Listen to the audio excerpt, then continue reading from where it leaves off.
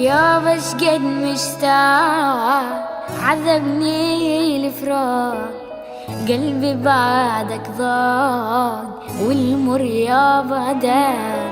يابا شقد مشتاق عذبني الفراق، قلبي بعدك ضاق والمر يابا داق.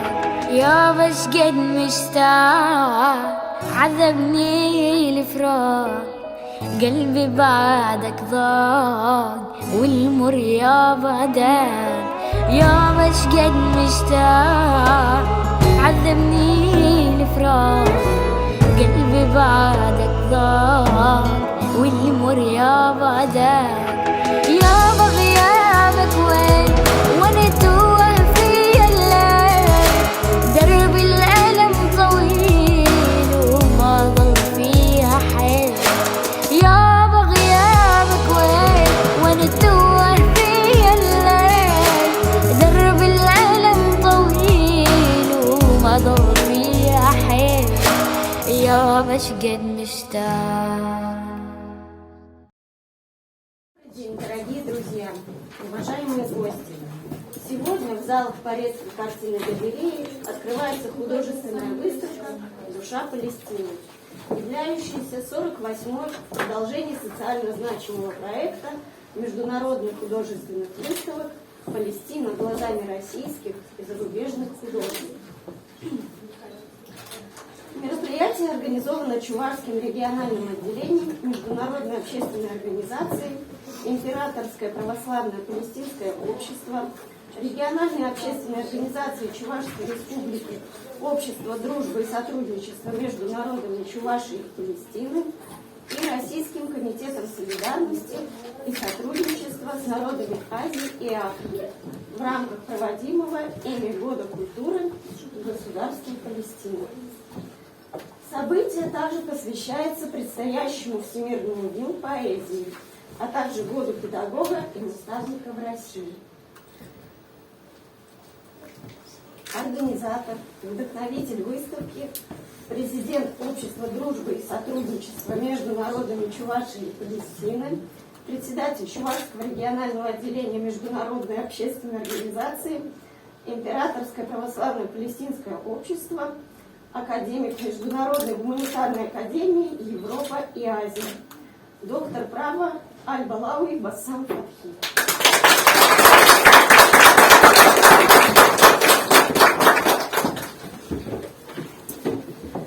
На открытии выставки присутствует глава Порецкого муниципального округа Евгений Владимирович Лебедев, заместитель председателя Государственного совета Чувашской республики, председатель комитета по экономической политике, бюджету, финансам и налогам, начальник отдела культуры, социального развития и архивного дела администрации Порецкого муниципального округа, директор централизованной клубной системы, председатель Порецкого отделения Чувашской общественной организации «Союз женщин Чувашии», заместитель председатель собрания депутатов Наталья Михайловна, народный академик Чувашской национальной академии наук и искусств, член Российского союза писателей, почетный краевед Чувашской республики, почетный гражданин Порецкого района Николай Васильевич Лосков. Народный ансамбль русской песни «Поречанка», руководитель Елена Александровна Карпова. Начальник пожарной части Порецкого муниципального округа Чувашской республики Рыбаков Александр Николаевич. В торжественном открытии художественной выставки «Душа Палестины» принимает участие российский дизайнер, руководитель фотопроекта «Русская красавица», основатель благотворительного проекта «Солнце в ладонях» Лариса Солнечная.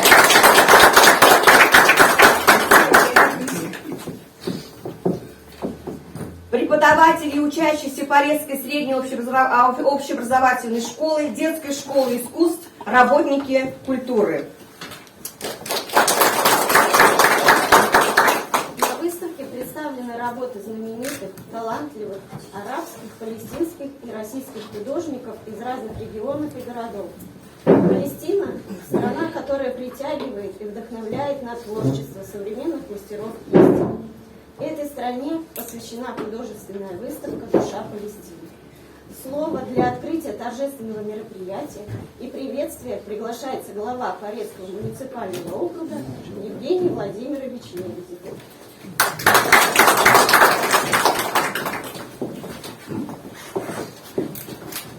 Уважаемый доктор Бассам, уважаемый Виктор Александрович, Павел Алексеевич, уважаемые коллеги, поречане. Сегодня в стенах Порезской картинной галереи и музея нашего открывается уникальная выставка, которая рассказывает о Палестине, в первую очередь, о стране, казалось бы, от нас очень далекой, но нас очень приблизил к этой стране уважаемый организатор, который сегодня с нами, здесь и так далее, который любит Порезский район, бывает здесь, доктор Бассам. Поэтому давайте еще раз приветствуем его.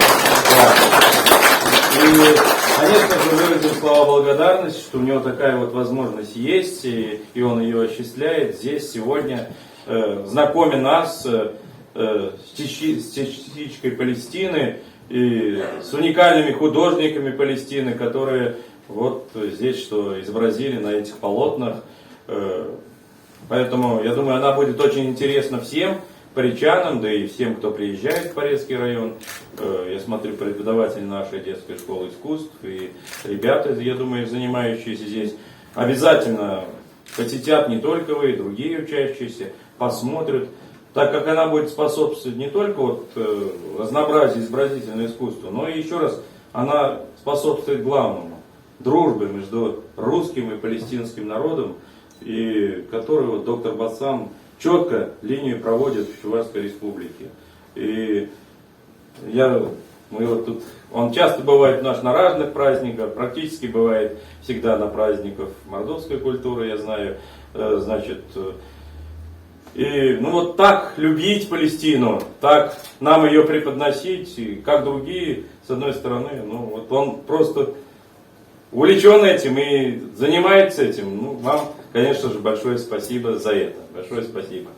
И еще раз желаю, чтобы наша дружба между Чувашией, Россией и Палестиной, она только укреплялась благодаря таким людям, как вы, доктор Бассам, и вообще нормальным людям, которые хотят, чтобы все народы жили в мире, любви и согласии, называется. А через разные вещи, в том числе вот здесь через культуру, искусство и так далее. Желаю, чтобы выставка прошла на высоком организационном уровне. И действительно, я в этом не сомневаюсь. И думаю, что она заинтересует многих поречан, ну и жителей, которые будут приезжать и приезжают в Порезский район на разные вещи. Просто семьями придут, просто на рынок придут в воскресенье, зайдут, чтобы все-таки поинтересоваться. Многим непонятно, где это Палестина, что это Палестина, чего это, далекое, как бы будем считать. Доктор Бассам, вам большое спасибо и успехов в дальнейшем. Спасибо вам. Спасибо. И знак благодарности за то, что вы вот такое вот делаете, творите в Чувашской республике. В том числе сегодня, вот я знаю, выставка она везде проходит, смотрю ваш сайт, чат ваш, смотрю, вы присутствуете, вы постоянно. Я же говорю, это же надо иметь целеустремленность, желание, талант, вот так вот преподносить и проталкивать вот эту идею дружбы. Большое вам спасибо, разрешите вам вручить по этому поводу вот это благодарственное письмо от меня.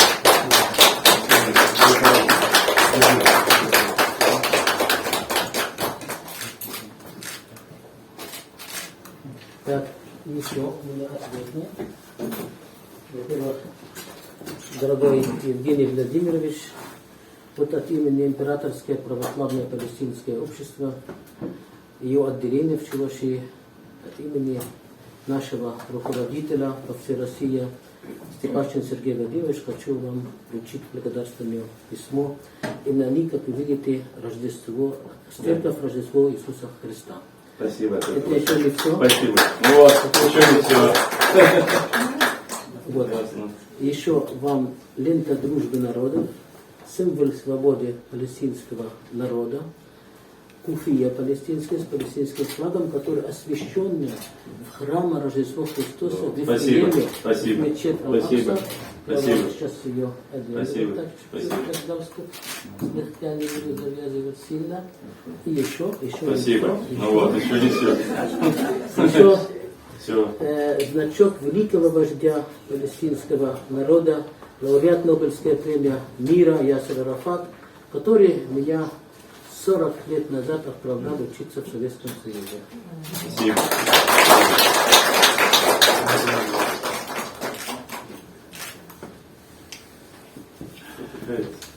Все. Спасибо еще раз, спасибо. Большое спасибо.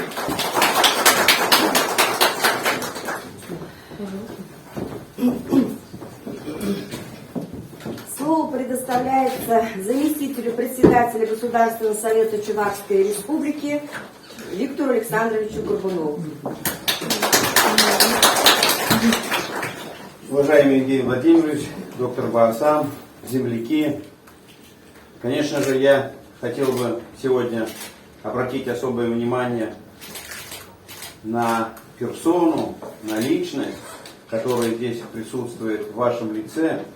Мне часто приходится по роду своей политической деятельности бывать на разных площадках в столице Чувашской Республики, в городе Чебоксары. И где бы я ни был, всегда доктор Баасам всегда является вот в центре особого внимания.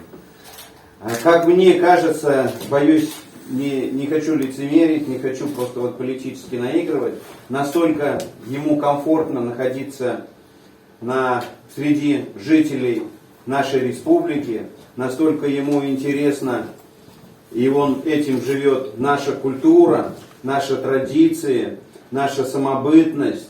Мне кажется, для него после Палестины вторая родина — это Чувашия. Вот. Зная, что очень много палестинцев учатся в Чувашском государственном университете, мне не посчастливилось подписывать соглашение о сотрудничестве между Палестиной и Чувашией, но я был участником событий подписывать соглашение, когда работал в администрации города Чебоксары. Нам было поручено, мы ездили в Намибию, подписывали соглашение о тесном сотрудничестве. Поэтому что хочу пожелать? Большое спасибо за вашу активную жизненную позицию, за ту любовь. Чем-то ваши картины, наверное, похожи и на нашу самобытность, на нашу культуру. В них и горе, в них и любовь, в них и сострадание. Наверное, все люди, которые родились для того, чтобы жить счастливо, иметь возможность оставить в своей истории теплый след, в культуре, в домах, в детях, в живописи, в картинах. Я думаю, вот одно из этих предназначений вам выпала такая честь, и вы ее достойно несете в жизнь, в свет нашей культуры. В данном случае привезли в Порецкий район, за это вам тоже большое спасибо. Ну и я думаю, что вы получаете великое удовольствие, подпитываетесь энергетикой от всех жителей Чувашии, в том числе и Порецкого района. И у нас очень много, мне кажется, чего похожего. Чем-то мы похожи о том, что мы любим, наверное, свою историю, мы гордимся своей историей, мы хотим быть счастливыми, мы хотим быть жизненно важными и значимыми, мы хотим самовыражаться, самореализовываться, так же, как вы. Россия большая, и я думаю, старшая сестра или старший брат, как Россия, и вы, как маленькое государство, Палестина, вам есть чему многому у нас поучиться, и я думаю, это сотрудничество принесет пользу и как для нашей молодежи, как для нашей страны, как для нашей Чувашии и для народа вашего маленького государства. Большое спасибо вам за активную жизненную позицию, за бурную общественную политическую деятельность. Дай Бог вам здоровья. Пусть исполняйте все ваши дела. Разрешите, пожалуйста, вас выписать чуть-чуть, Да. чтобы все вас видели. Давайте вспомним вот средства массовой информации, телевидение, да, на всех мировых площадках, какой деятельности Ясер Арафат вел, да, насколько он переживал, боролся, с трибуны ООН выступал, доказывал, инициировал, что вот Палестина это должно быть отдельным государством, это должно быть на земле Палестине мир, не должно быть никаких войн. И я думаю, это, наверное, вот для нас, вы меня извините, в истории как бы Советского Союза произошла революция, для нас Ленин, а для них, наверное, вот Ясер Арафат. Это такой лидер, как мне кажется. Спасибо большое, дорогой. Разрешите тогда в таком случае вам подарить такой же значок Ясера Арафата, лауреат Нобелевской премии мира, великий друг Советского Союза и России, который всегда... Политик великий. Да, всегда говорил палестинскому народу, что Советский Союз это наш самый преданный друг. И он меня не случайно отправлял учиться именно в Советском Союзе.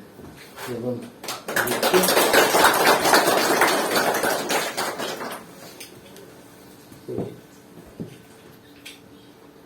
Вы волнуетесь? От таких слов ваших очень напомнили очень много. Очень приятно. Спасибо. Спасибо. У меня был, я отвлекусь, напомню, у меня был один момент, я исполнял обязанности главы города, и мы отмечали День строителя. А накануне Дня строителя было 550-летие города Чебоксар, это великая такая дата, мы приглашали много гостей, мы выпустили юбилейную медаль, она очень красивая, яркая, значит, вот 550 лет города Чебоксары. И глава администрации на тот момент, Васильев Юрий Егорович, мы уже этим медали вручали, значит, заслуженным работникам, почетным гражданином города Чебоксары, тогда был Анатолий Афанасьевич, мы вручили. И эту медаль прикалывали почетным заслуженным, вот почетным гражданином города. Ну, Юрий Егорович, слушайте, у вас совесть есть. Вы главе города, главе республики Михаилу Васильевичу Игнатьеву даже не вручили эту медаль. А я был исполняющий обязанности, так Ладоков взял, значит, книжечку от этой медали, а мне пришлось эту медаль вешать. Ну, представили к слову, я поблагодарил Михаила Васильевича за ту работу, которую он проводит в социально-экономическом развитии нашего города, и стал прикалывать. А пиджак был у него, я не знаю, настолько пластиково-синтетический. Я не мог проткнуть иглой вот этот пиджак, лацкан.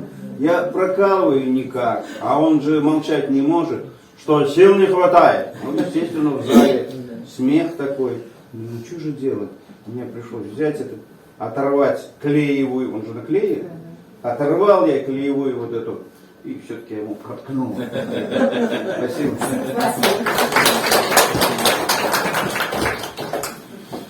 Художники в своих работах ярко и красочно передают историю, культуру и традиции Палестины, знакомят нас с многовековой культурой страны. На полотнах запечатлены уникальная живописная природа, места паломничеств, этнография и археология Палестины, памятники библейской истории, сцены быта, портреты обычных людей. Слово предоставляется народному академику Чувашской национальной академии наук и искусств, члену Российского союза писателей, почетному краеведу Чувашской республики Николаю Васильевичу Лоскову.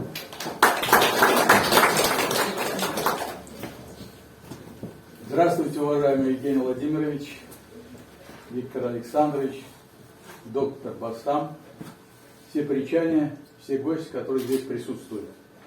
Действительно, сегодня важные события. Оригинальная выставка, это не везде так бывает, а получилось так, усилиями доктора Басама, выставка здесь, в Порецком. Я помню разговор главы района и его, когда мордовское мероприятие было, региональная конференция была. И они договорились и выполнили это обещание. Это прекрасно. Я вот ценитель искусства. Я не только эти картины созерцаю, я их раскрываю и рассказываю, что написано. Вот. Это действительно здесь жизнь. Здесь идеология этого небольшого государства. Здесь свобода слова, здесь открытый взор людей, здесь крик души детей. Смотрите, война, горе. Они взывают к миру, к согласию, к дружбе. Действительно, вот окружает нас такая обстановка,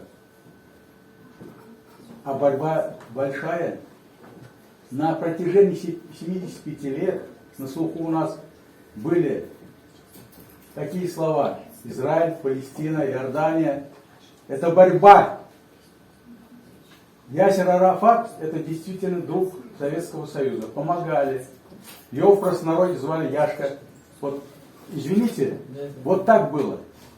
Он бывал часто в Советском Союзе. Там бывали. Но я думаю, дело наше правое. Правда победит. И победа будет за тем правым народом, который ратует за равенство, свободу и независимость, за правду. Поэтому спасибо, доктор Басам, о том, что вот вы это сделали, и о том, что паричане, увидев эту выставку, будут очарованы, и будут обескуражены, потому что здесь действительно все преподнесено. Вот видите, война там, ребенка своего, а рядом летают голуби мира, которые вызывают к миру. Вы понимаете, это вот там голубь мира. Везде труд показан великий. И национальная идея и традиция. Вот он, лик Богородицы. Русская, а это палестинская. Вы понимаете, там что? Свет, надежда, любовь. И опять же птичка колибри, которая питается пыльцой, соком из цветочка. Вы понимаете, что? И вот эти атрибуты. Спасибо, искренне говорю спасибо. Продолжайте в том же духе, и дело ваше будет правое. Спасибо.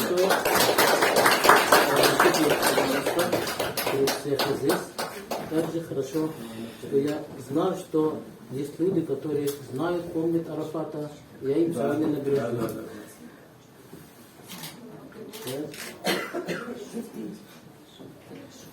Неужели вас идет как Нет.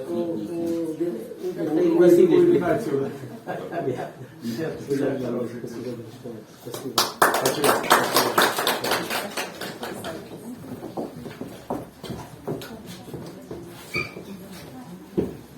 Историческая связь Палестины и России длится более 1000 лет, со времен принятия России христианства, перенесшего на святые образы и культуру Палестины на российскую землю. Всех участников презентации художественной выставки «Душа Палестины» приветствует народный ансамбль русской песни «Паричанка», художественный руководитель Елена Александровна Карпов.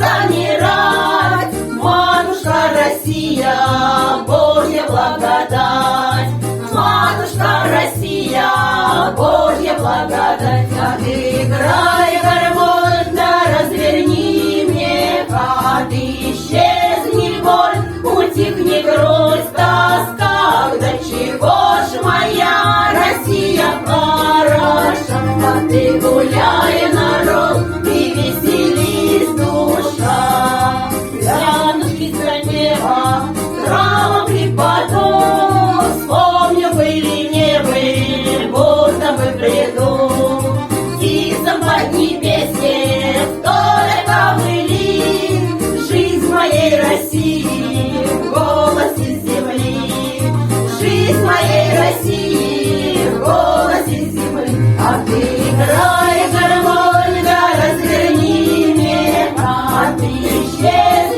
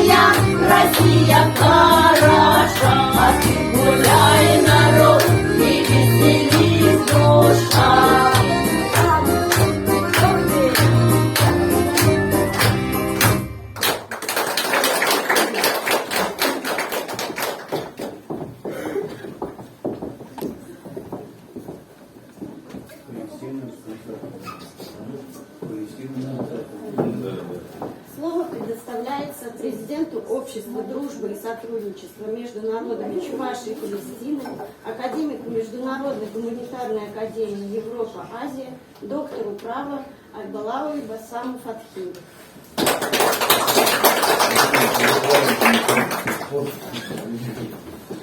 Добрый день еще раз, дорогие друзья. Всех без исключения в таком прекрасном, уютном обстановке, камерно, я бы сказал, как семья одна. Мы сегодня собираемся. Я, пока сидим, вспомнил, когда я посмел организовать Дни культуры Чувашии в Египте после распада Советского Союза. Мы вспоминали еще позавчера с Энвером Низабаликимовым в Доме дружбы народов, когда у нас открылась 46-я международная художественная выставка и День культуры государства Палестина и день рождения Махмуда Дарвиша, великого палестинского поэта. Вспомнили это случай. Тогда еще, когда распался Советский Союз, в мире еще не знали, какие республики новые, какие были.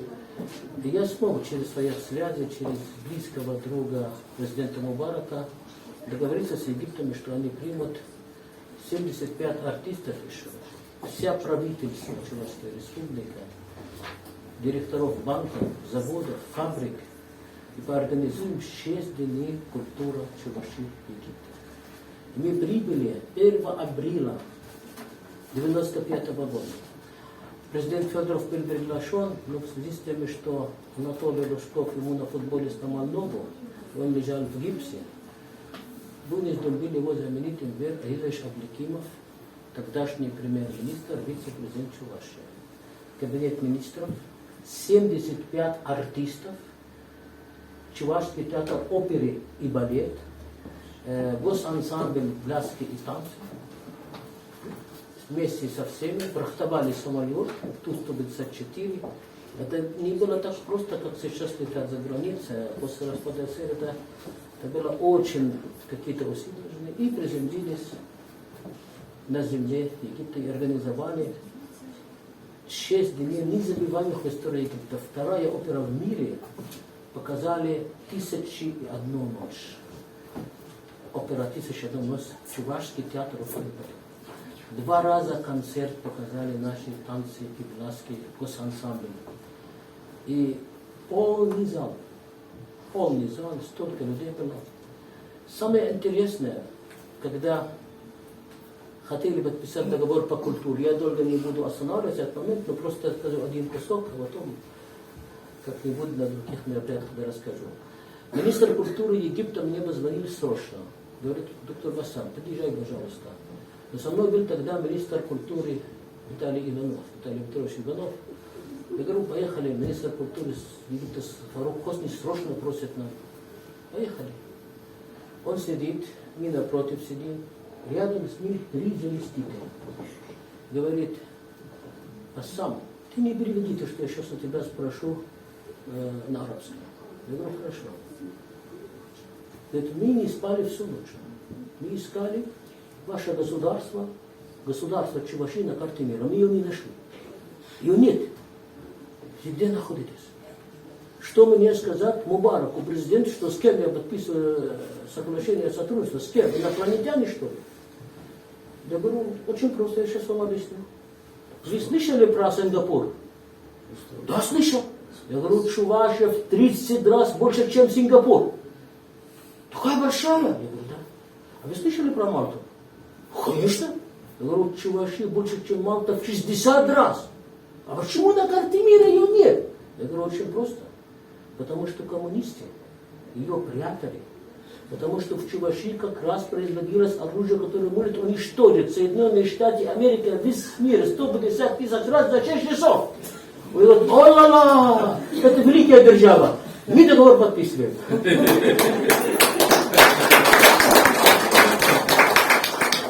Итак, мы подписали 6 соглашений с Египтом.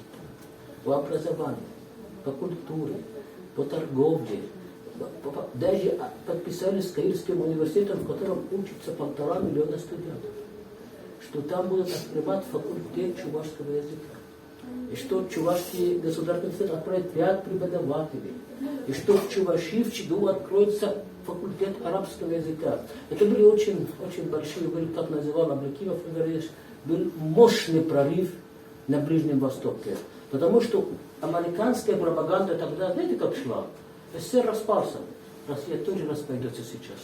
Там вообще продают все. Один танк за бутылку водку. Все что угодно. Столько грязи. Вот как правильно Владимир Владимирович Путин называл империя лжи. Как были империя лжи, так и остались. Дорогие друзья, сегодня День культуры Палестины, день рождения великого палестинского поэта Махмуд Дарвиш. Вы сегодня увидите еще несколько видео о Палестине. Увидите, как посетил Палестину, который находится, русская Палестина, которая находится в Подмосковье, наш дорогой герой России Гаврилов Николай Федорович. У него есть видео, которое отправил. И увидите советник города Москвы, который выступал тоже с этим в связи. И увидите небольшой фильм о первой нашей выставке, которая состоялась в Чебоксарах 15 мая 2021 года. Можете представить, была первая выставка. 13 марта была 46-я в Чебоксарах. Вчера была 47-я в Ишкаре. Сегодня у вас 48-я. 49-я у нас будет 20 числа в Лениногорске, 500 километров в Чебоксар, Татарстане. Москва сказали, 50-я только у нас. Мы вам не разрешим никуда делать. Так что я хочу сказать, дорогие друзья, Палестина к вам всегда была очень близко. В каждом доме в России присутствует Палестина.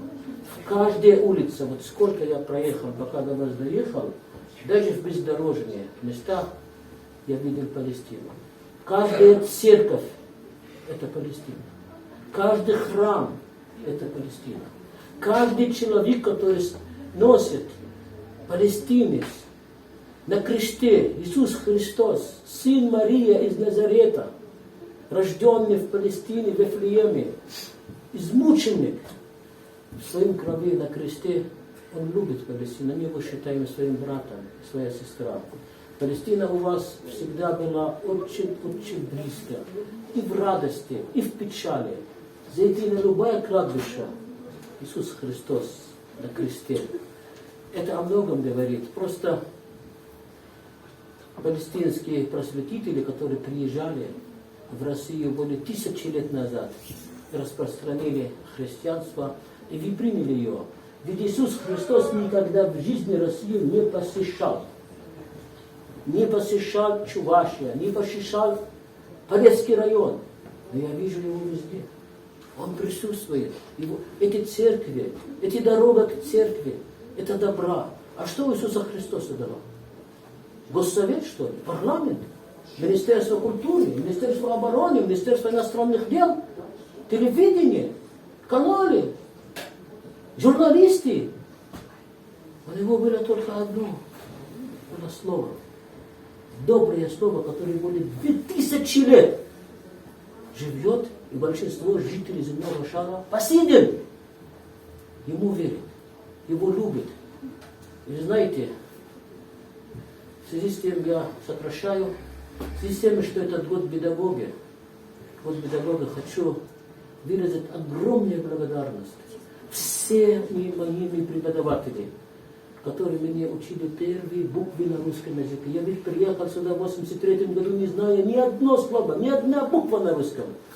Они меня вместе с этими буквами учили вашу историю, вашу культуру. И настолько я влюбился в вас, влюбился в вашу культуру, в вашу историю, в вашего героизма. Как ваши деды, отцы отдали 28 миллионов, более 28 миллионов в жизни, чтобы жить в свободе, не находиться под оккупацией фашистов. И у меня друг есть в Москве, который занимается поисковыми работой. Это герой России Кураков Валерий Витальевич или Валерий Анатольевич Кураков.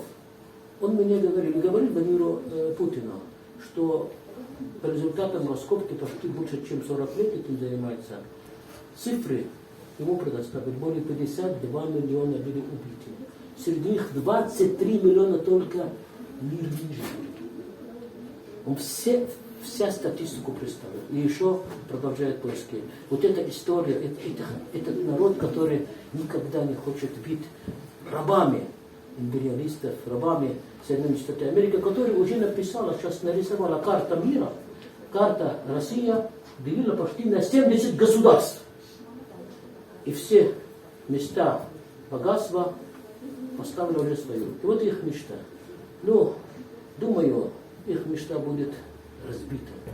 И Россия останется всегда великая. И никто никогда в жизни не сможет Россию поставить на колено. Я очень люблю Россию, я очень люблю Чувашию. Я породнился с Чувашией. В дети, в дочери, в их вене идет чувашская, российская, палестинская кровь. Спасибо вам большое за то, что вы есть.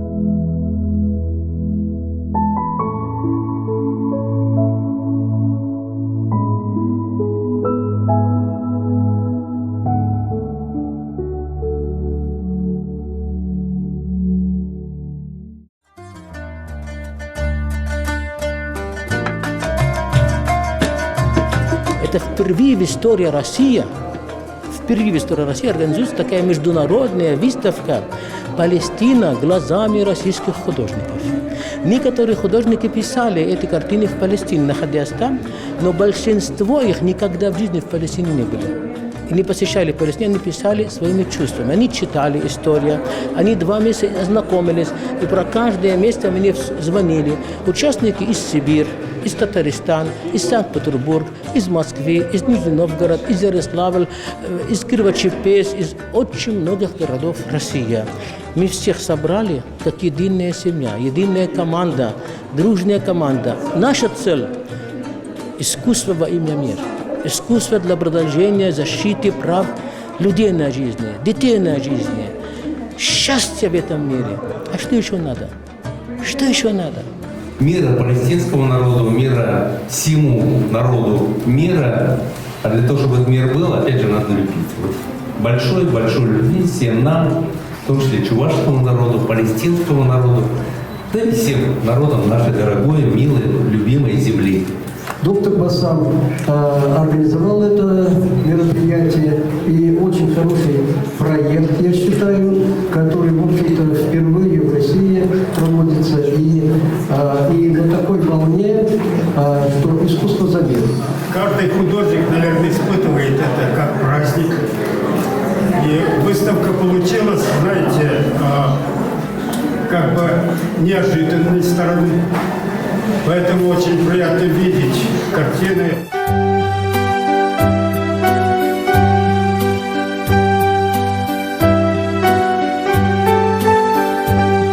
Ануннаки – это Ану, это значит с другой планеты человек, это первый из ануннаков.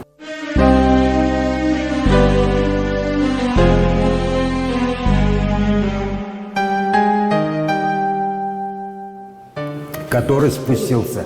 После него уже появились тут Энки, там, Иштар.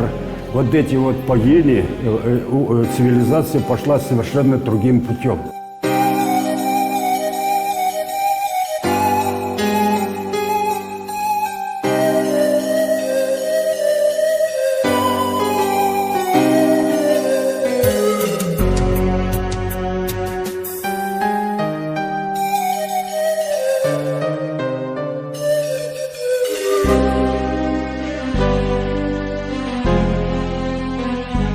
Выставка направлена на защиту мира на Земле, чтобы люди жили в мире, в свободе, чтобы у людей была возможность развиваться, учиться, общаться с миром.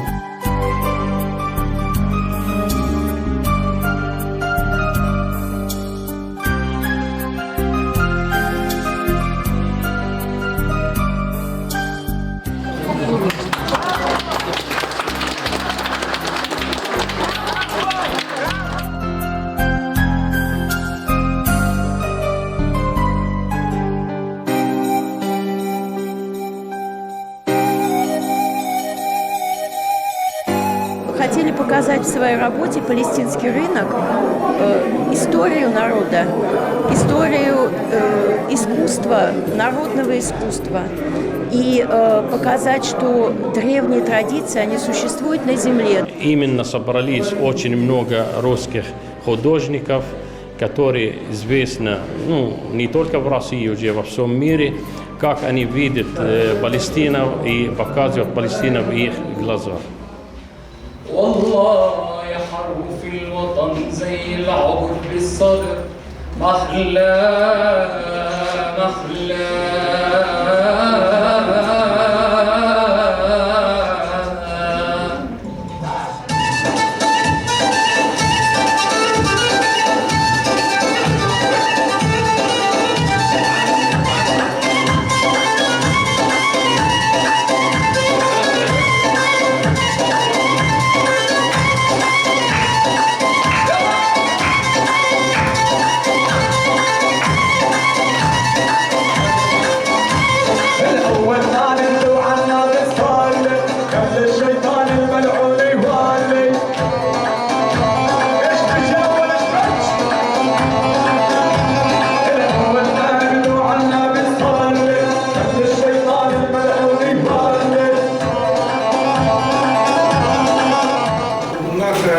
Выставка, которая имеет вот такие мирные корни, которые направление к развитию, направление к тому, чтобы люди понимали друг друга, любили и уважали вот эту вот ценность жизни.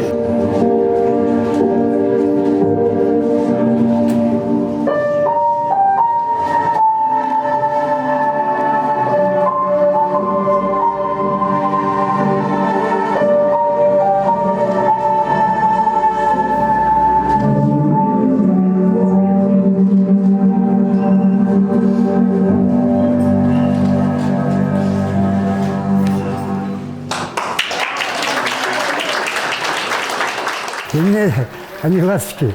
Это символика дружбы людей, друг друга никогда не бросать.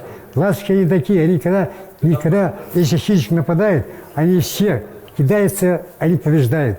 Вот я хочу, чтобы и палестинский народ, и чуваши всегда были, друг другу помогали в нужный момент, защищали.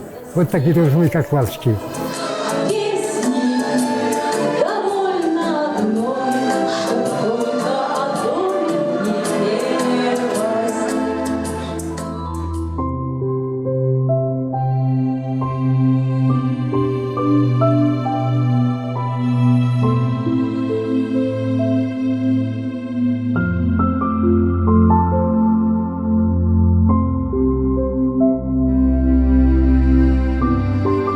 Thank you.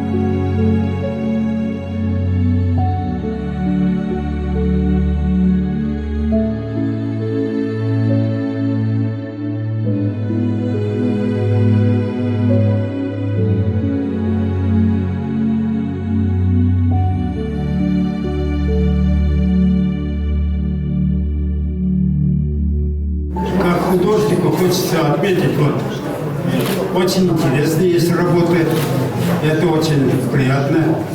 Очень благодарен организаторам такого форума искусства мирового, российского и чувашского масштаба, объединяющий все народы, не только России, а всех тех, которые испытывают огромные боли и сострадания народу Палестины. Палестина – это святая земля. Туда стремились всегда художники, как и в XIX веке, так и до сих пор, и раньше.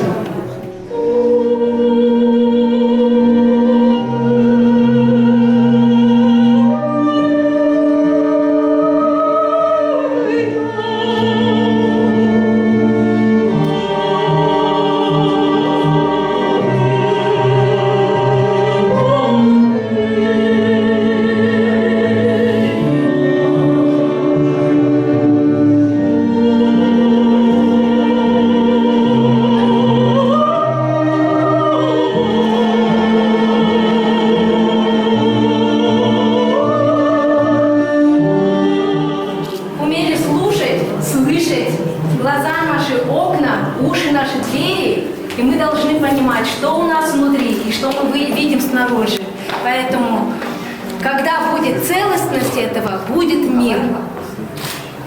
Божьего благословения всем. Я хотел бы поблагодарить художников, участвующих в выставке «Палестина глазами русских художников», а также тех, кто ее организовал, в особенности уважаемое правительство и дружеский народ Чувашии, а также организацию Ассамблеи представителей народов, проживающих в Чувашской республике, и уважаемого доктора Бассам Балаев, президент Ассоциации дружбы и сотрудничества между народами Чувашии и Палестины. Льва Пантелеймоновича Куракова, который эту здание построил, который основал Дом дружбы народов, который основал Ассамблею народов Чувашия, который был объединитель народа, который никогда не держал зло ни на кого и простил всех, кто в этой жизни его предал. И поэтому, проводя эту сегодняшнюю встречу, вот студенты подошли сейчас из разных высших учебных заведений, они обучаются у нас. Они показывают пример, они получают образование здесь, становятся послами Чувашской республики, Российского государства в других странах. Они будут сеять добро, они будут сеять согласие и мир. И мы должны поэтому всех уважать, всех любить, всех ценить. А палестинскому народу сказать, правда победит всегда.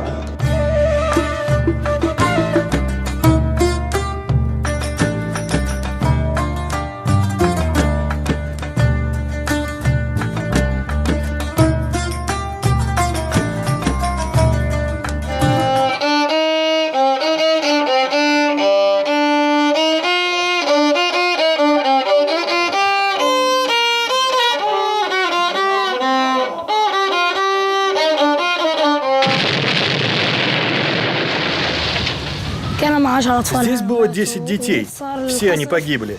Когда начался обстрел, я спрятался здесь, за машиной. Впереди и сзади меня был дым. Я увидел кровь, трупы повсюду. Люди бежали, стояли машины, и люди укладывали в них тела.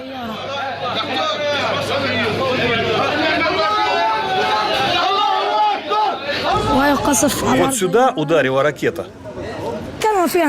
Здесь лежали дети, которые погибли. Они сидели вот тут, прямо на этом месте.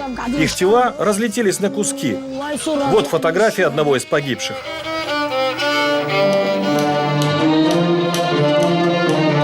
Вступайте вместе с ними, а вы продолжайте.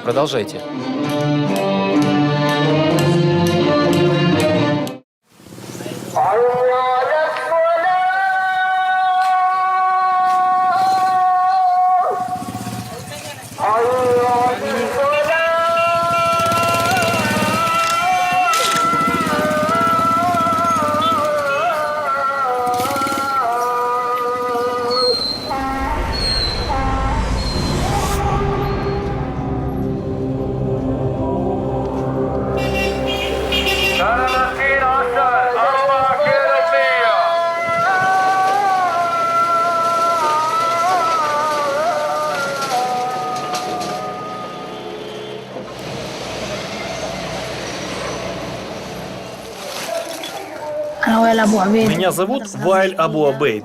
Я из новой школы Газы и всегда хожу здесь по улице. Каждый день после школы я хожу по этой опасной дороге, учиться музыке. Мы всегда молились в этой мечети, но после того, как ее разбомбили, мы молимся дома. В городе много таких разрушенных мест.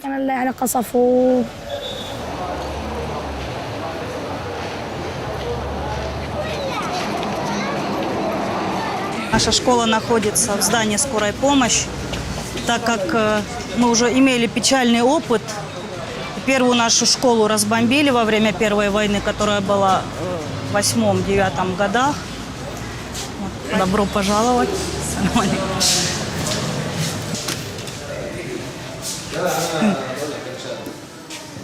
Это наш администратор Хамис. Дальше у нас классы. Ну, это класс гитары тоже. Тут ведет другой преподаватель. Это свободный класс здесь. Следы войны 13-го года, 12-го года, если не ошибаюсь, да. Когда бомбили министерство, сильно пострадала наша школа, именно наше новое крыло. В принципе, да, так посмотришь, и нельзя сказать, что здесь ведутся военные действия, бывают войны, но если посмотреть поглубже и открыть шторы, из окна видно школу, в которой живут люди, которые лишились своих домов во время войны, вот летом. Все они сейчас бездомные, жить им негде.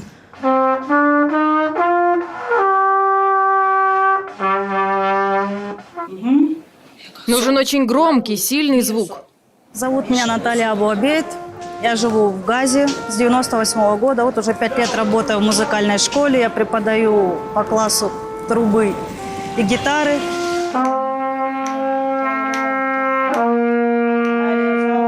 В нашей школе абсолютно разные дети, от очень бедных до очень богатых. Причем школа практически бесплатная. Ну, дай бог, наши ученики, кто-нибудь из них станет великим дирижером, известным на весь мир, или хотя бы достаточно хорошим музыкантом.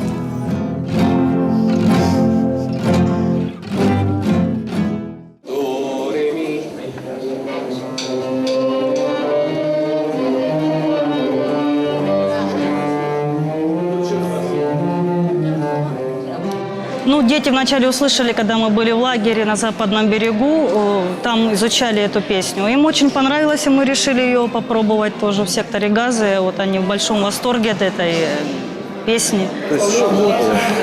Это что было? Все привыкли к этому, никто не обращает внимания. Можно ждать сутки, пока появится заново.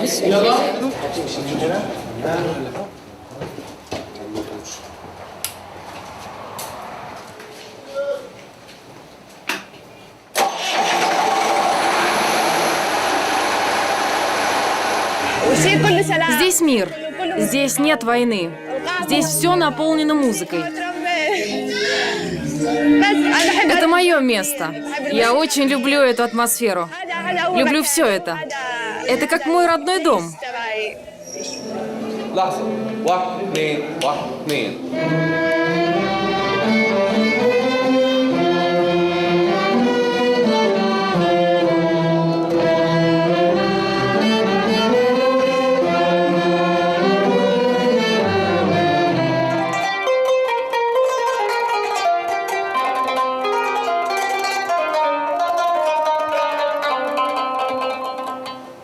Мелодию «Катюша» я научился играть, когда был в Рамале, в оркестре. Мне сказали, что я должен ее выучить, чтобы играть. Эта мелодия – символ победы в России и в других странах. Я выучил ее за один день.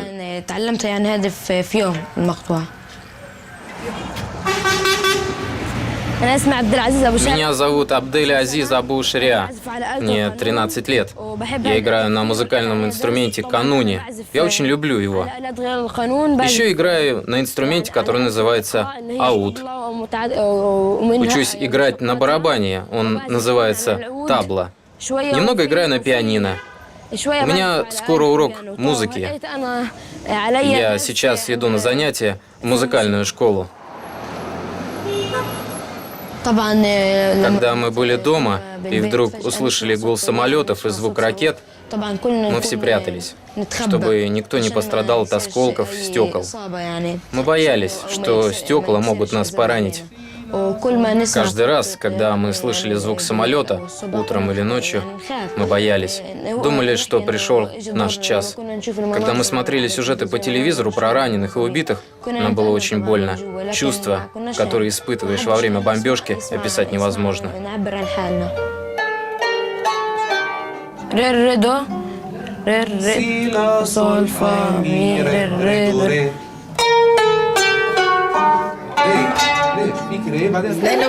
Когда Абдель-Азиз приходит из школы домой, берет мобильный телефон и сидит в телефоне. Он ни на кого не обращает внимания. Не хочет ни пить, ни есть. Хочет только сидеть в Фейсбуке и читать сообщения, которые получает. Я ему говорю: пошли кушать. Он отвечает, что позже. Больше чем 30 минут я зову его кушать. Он отвечает мне: минутку. Я спрашиваю, закончил ли он. Он отвечает: еще минутку. Так минутка превращается в полчаса. Абдель-Азиз, иди сюда. Вон он, Абдель-Азиз. Ну, поспорь со мной. Я не буду с тобой спорить. Бери другую ноту.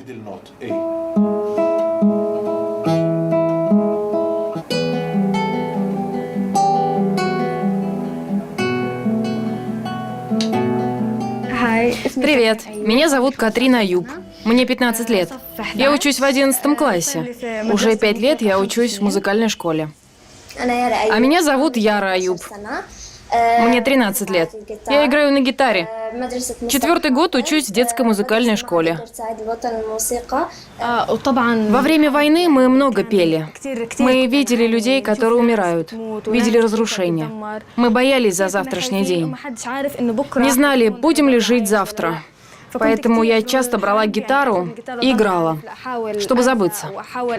Я играла, Яра пела, чтобы наши сестры не обращали внимания ни на что другое. Напротив нас стоял дом, который подвергся бомбежке. Начали бомбить в 5 утра. Мы очень испугались. Люди, которые там жили, пришли к нам. В этот день много стреляли, и было очень страшно. Это был ужасный день. Сейчас я вам покажу, где мы спали во время обстрелов.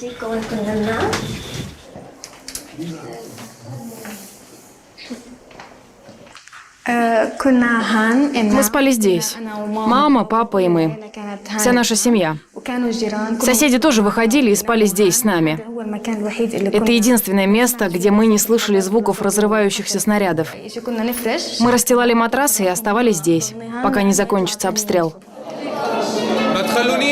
Не злите меня, слушайте все, что я говорю.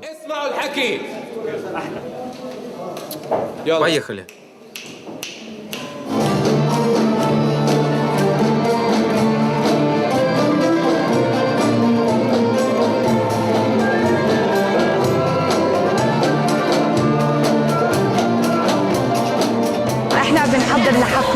Мы готовимся к торжественному концерту.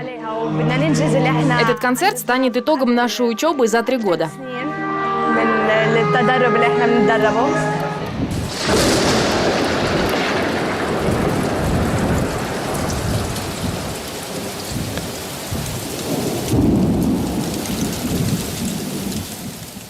А вот и Дуня пришла мокрая. Привет.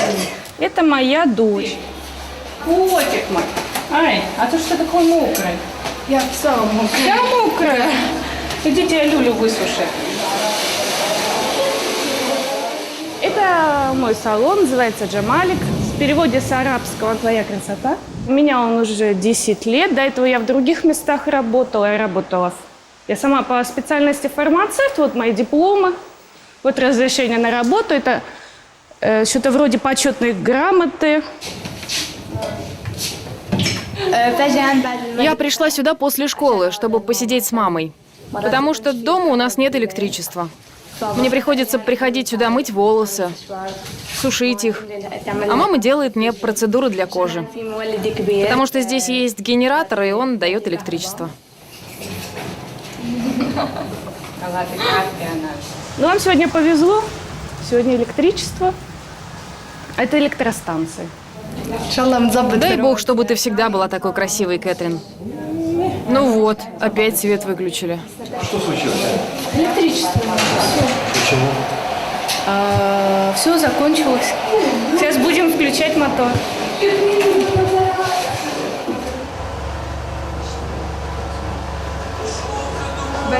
О, зажегся. Даже когда были войны, здесь было очень много людей. Хоть какое-то перемирие, сразу женщины приходят, ухаживают за собой, красятся, стригутся. Война на Ближнем Востоке – это обычное дело. Очень много погибших детей из-за того, что когда бомбили, дети играли в футбол в это время.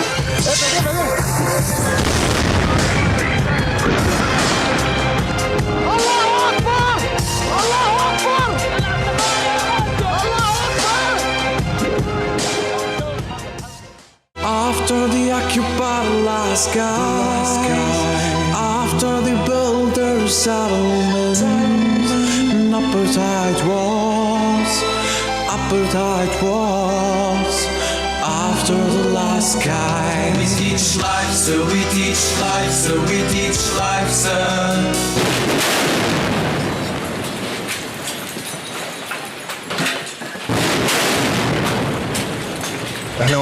Мы находимся на том самом месте, где была разрушена высотка.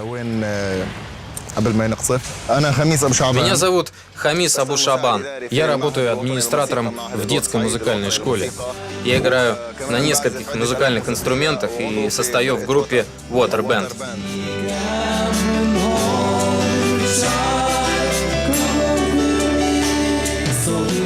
Недавно мы записали видеоклип нашей группы. Мы работали в квартире у одного из наших друзей. Он живет вон в соседнем здании. Мы видели, как рухнула эта высотка и буквально ушла в землю.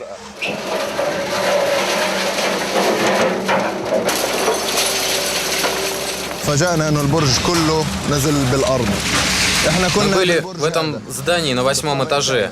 Огонь от взрыва дошел до нашей квартиры. В нашем видеоклипе мы показываем ужасы этой войны. Мы пытаемся донести простую вещь, как нужно говорить друг с другом на языке музыки, несмотря на разрушение и смерть. Мы пытаемся выражать все, что происходит с нами, творческим путем, чтобы это было понятно всему миру. Язык музыки понятен всем. Им можно объяснить все, просто и понятно.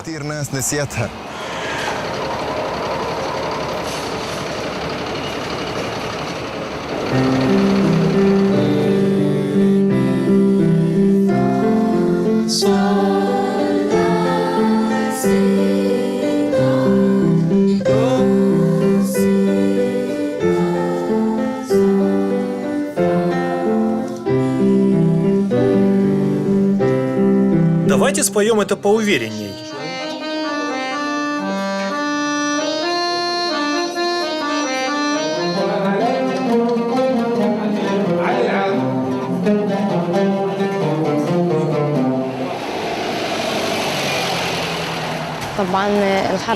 Конечно же, война в секторе Газа пугала звуками взрывов, которые мы слышали, пугала фотографиями погибших. Однако мы привыкли и перестали бояться. Мы ждем своей очереди, когда мы пойдем с жертвами. Мы боялись выйти на улицы в 2008, в 2012 году. В 2014 война затянулась аж на 51 день. Первые дни мы очень боялись. В наши сердца закрался страх. Потом привыкли, играли в футбол, играли во все, что хотели. Во время обстрелов мы играли вот здесь. Играем в футбол и в популярную в Палестине игру «Амбер». Часто ходим играть в PlayStation. И вот сейчас, вот, мы пришли.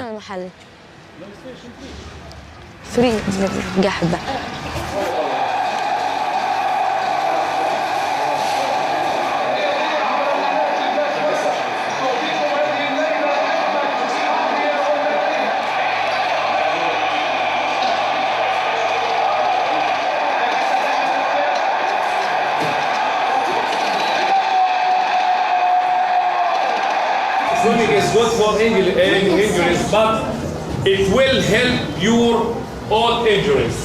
Read it, Abu Abid. Read it.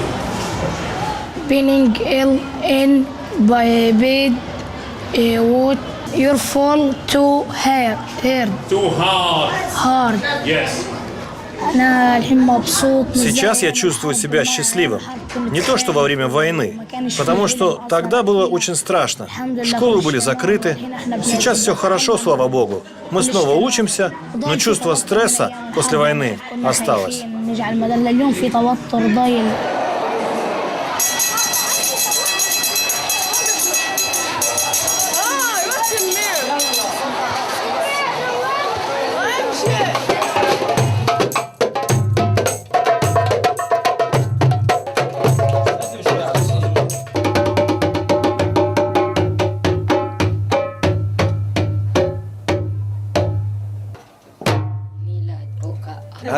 Что это за звук? Взрыв? Взрыв звучит так же, как биение сердца? Он будет такой же?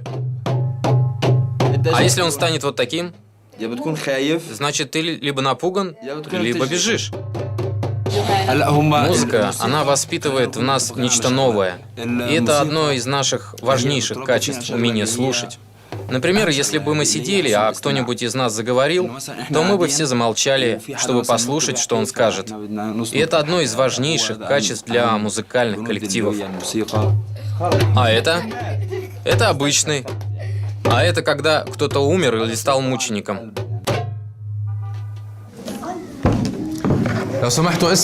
Внимание!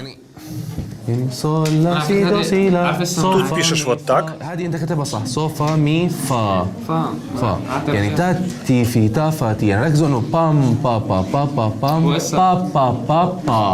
Будьте внимательными.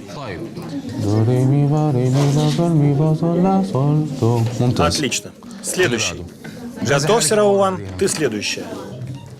Это очень важно, чтобы была музыка. Особенно в условиях войны и блокады, в которых мы живем. Это как будто свет от свечи, горящей во тьме. Мы видим, что у нас занимается много талантливых детей. Иди сюда. Покажешь потом мне свою работу.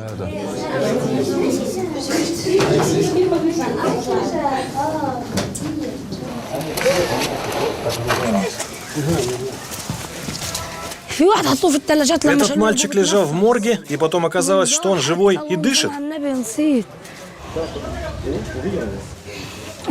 Он был ранен во время военных действий, уехал на лечение за границу, и вот вернулся благополучно в сектор Газа, целым и невредимым. Как себя чувствуешь сейчас? Все хорошо? Ничего не болит? У меня в руке осколок. Болит? Тебе от него больно? Дай бог ты вылечишься, все будет хорошо, и будешь играть, как и все мы. Вот возьми, положи в руку и скажи, что это осколки. Что это? Это осколки. Они были в тебе? Да, но это только половина из тех, что были во мне. А что, есть еще? Да. Вот этот прошел вот здесь, сюда. Потом сюда. И вышел отсюда.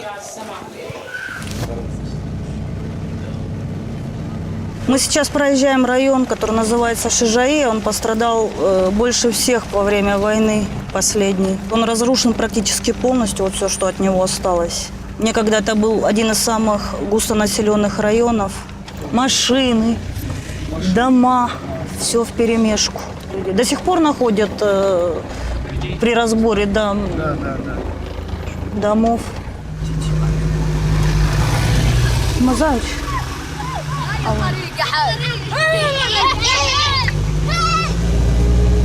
Да, вот девочка, видно, со школы идет.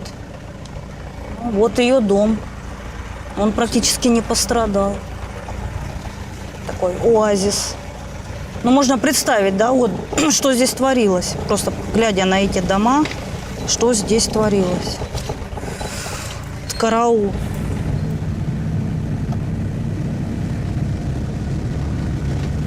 Музыка не то, что реанимирует детей, она скорее просто помогает отвлечься от этого ужаса.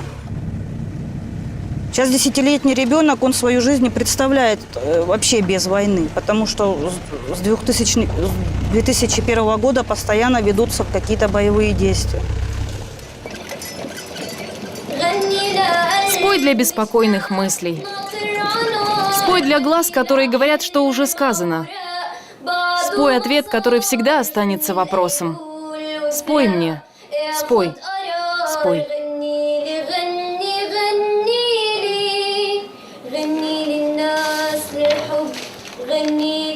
هذه بنت قاعدة عم تلعب وماسكة شنطتها وهذا الجامع. Это израильтянин с пистолетом. И он стреляет в этого. Он хочет убить еще этого. Это смертница. Это мужчина на скорой помощи. Это тоннель. Это разрушенный дом, из которого полыхает огонь. Это ракетный обстрел.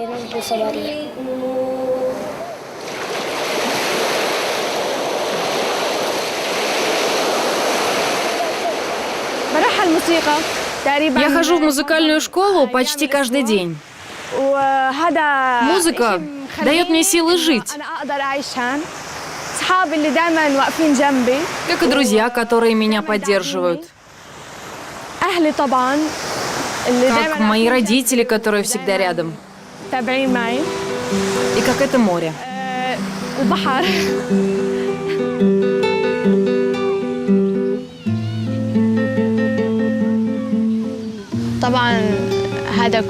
Мечта, которая, я надеюсь, станет реальностью, и каждый палестинец мечтает об этом, чтобы наша страна освободилась, чтобы наступил мир и любовь. Дай Бог, чтобы это случилось. Мы всегда об этом мечтаем. Дай Бог.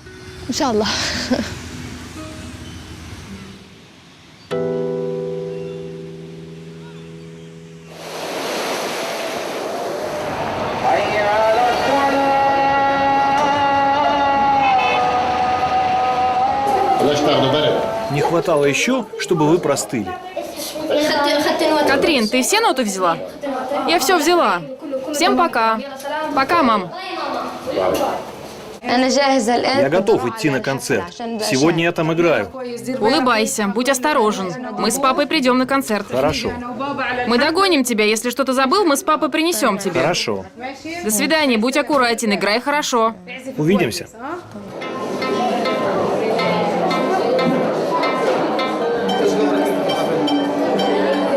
Тебе нужен ключ?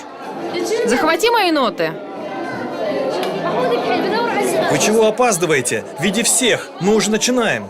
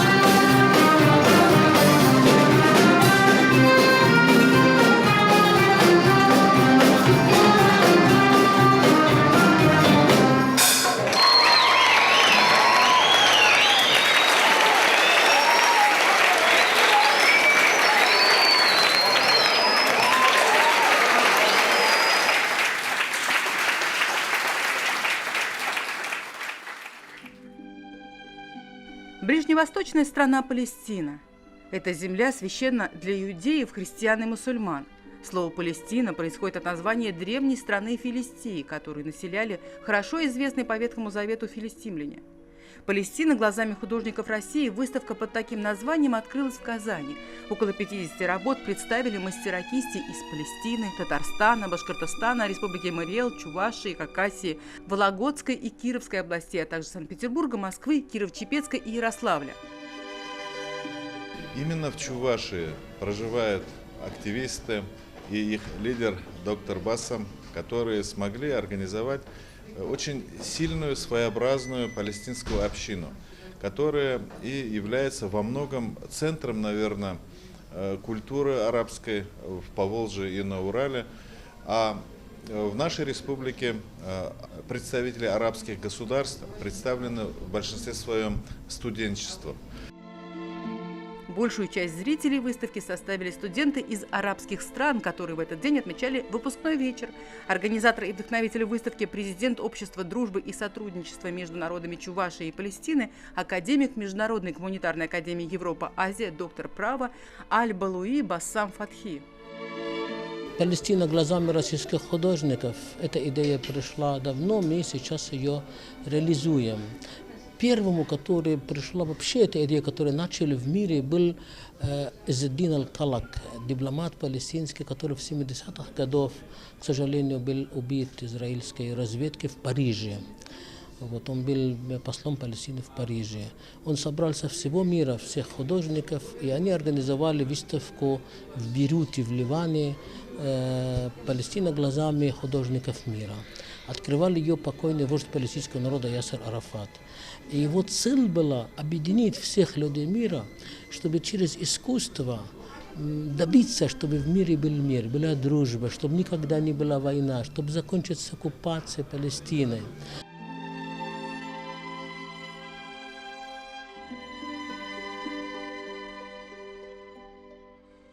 Эта картина называется «Палестина. Марс земли». Потому что в Палестине как раз родились все религии, родился Иисус Христос. Самое главное место мусульманов, мечеть Аль-Акса, и христианов.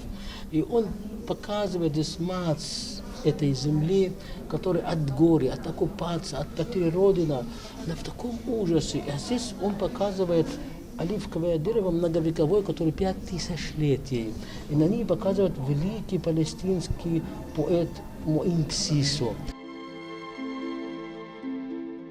На полотнах оживают уникальные мусульманские и христианские святыни, мечети, храмы, живописная природа, места паломничества, этнография и археология Палестины, памятники библейской истории, сцены быта, портреты обычных людей, роскошные вековые оливы под южным солнцем, каменистые горы, пустыни, долины, улочки и рынки. Последние являются обязательной частью культуры городов Палестины. На полотнах изображены Иерусалим, Иерихон, Наблус, Газа, Самария, Хеврон. С историей и бытом средиземноморской страны в Доме дружбы народа Татарстана можно будет познакомиться до 30 августа. Чтобы поприветствовать 46-ю международную художественную выставку, мы специально приехали в Новый Иерусалим в честь дружбы России и Палестины. Крещенского Новоиерусалимского монастыря приветствуем 46-ю художественную выставку в Чебоксарах и считаем, что дружба между палестинским и русским народом исчисляется веками. Принятие христианства нашей страной также причастно к дружбе палестинским народом. Здесь у гроба Христа Господня собираются люди. Наша вера дает нашему народу силу. И сейчас я хотел бы сказать следующие слова. Бог сначала дает каждому из нас силы, а потом лишь дает крест. И каждый в этой жизни несет свой крест. Дай Бог вам сил вынести свой крест достойно. И я сейчас хочу показать крест, который Христос внес на святую Голгофу. И он находится в Новоиерусалимском монастыре, который является копией того монастыря, где начинается наш. Палестинский поэт Махмуд Дервиш стал основоположником палестинской поэзии. Он внес значительный вклад в культуру древнего народа. Пусть выставка, художественно проводимая в Чебоксарах, пройдет успешно и внесет значительный вклад в укрепление дружбы между народами. Дорогие друзья, с большой радостью я обращаюсь к вам в связи с проведением Года культуры Палестины и в связи с открытием 46-й художественной выставки, посвященной Палестине Сегодня на календаре 13 марта, день рождения великого палестинского поэта Махмуда Дарвиша, обладателя многих литературных наград, которому в 1983 году присуждена Ленинская премия за укрепление мира между народами. В СССР был опубликован целый ряд его произведений. Все они посвящены страданиям палестинцев и борьбе за свободу и независимость Палестины. Когда будущему великому поэту исполнилось 6 лет, его селение было стерто с лица земли оккупантами, и его семье пришлось скитаться по свету. Уже в 19 лет он опубликовал свой первый сборник стихов «Птицы без крыльев», получивший признание и успех. После 3 лет обучения в Московском университете в 1973 году он отбыл в Египет после того, как стал участником Организации освобождения Палестины, ООП. Далее он проживал, работал в Ливане, в издательских структурах ООП, состоял членом исполкома этой организации. Последний раз побывал на родине в 2007 году, умер в 2008 году в Хьюстоне, США, после операции на сердце. Я хотел сказать об удивительных и даже исторических совпадениях. В 1983 году, когда Дарвишу вручили Ленинскую премию мира, Советский Союз был направлен на обучение Басам Фатхи Аль-Балуи, который стал российским гражданином и, получив после обучения высокие ученые звания доктора права и академика Международной академии Европы-Азия, возглавил региональное общество дружбы и сотрудничества между народами Чувашии и Палестины, РОЧР, став его президентом, и организовал великое дело выставочного движения знаменитых российских и зарубежных художников в поддержку борьбы за независимость великой святой и дорогой нашему сердцу Палестины. Сегодня, 13 марта, так же как и у Дарвиша, день рождения у Басам Фатхи Аль-Балуи. В 2022 году Басам Фатхи стал председателем регионального отделения Императорского православного палестинского общества ИПО в Чувашии. Это общество было создано в России в 1882 году, почти 1,5 века назад, великим князем Сергеем Александровичем Романовым. В настоящее время его возглавляет известный всему миру человек, имеющий огромные заслуги перед российским государством, Степашин Сергей Вадимович. Спасибо за внимание и желаю всем вам здоровья и больших успехов. Андрей Михайлович Крылов, академик Международной академии общественных наук, общественный советник города Москвы.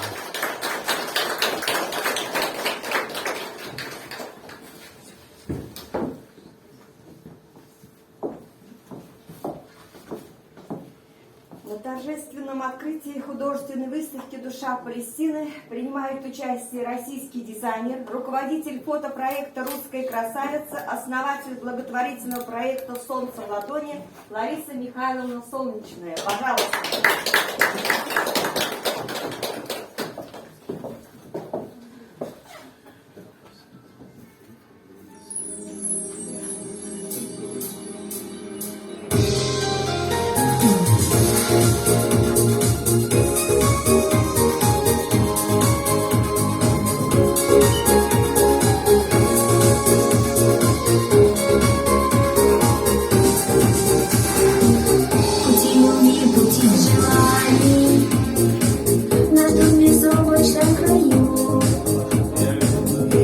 Разлук и расставаний, где всюду слышно «я люблю», где широка душа людская и многоцветная судьба. Спасибо, Родина родная, что ты бескрайне велика. В моей солнечной стране нет дождей, нет ненастья. В моей солнечной стране только радость, только счастье. Аромат цветов любви, нотки музыки вселенной.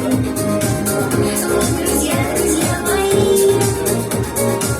в жизни много мгновенной.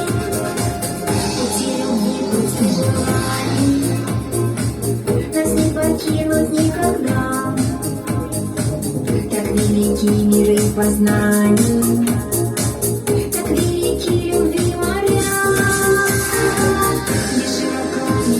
и глубока по сути жизнь.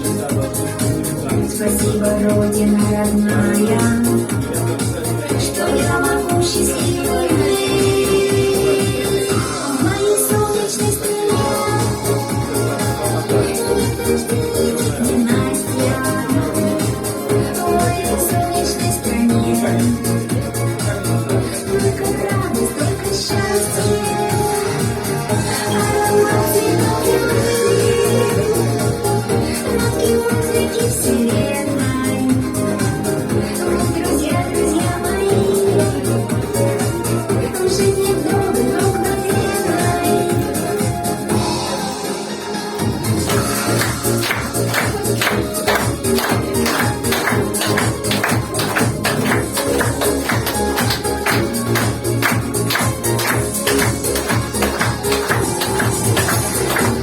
В моей солнечной стране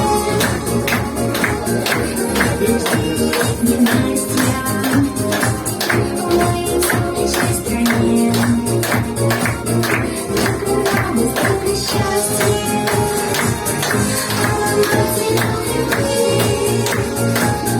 нотки музыки вселенной. Вот, друзья, друзья мои, жизни много, но мгновенной. Аромат цветов нотки музыки вселенной. Вот, друзья, друзья мои, жизни много, но мгновенной. Вот, друзья, друзья мои,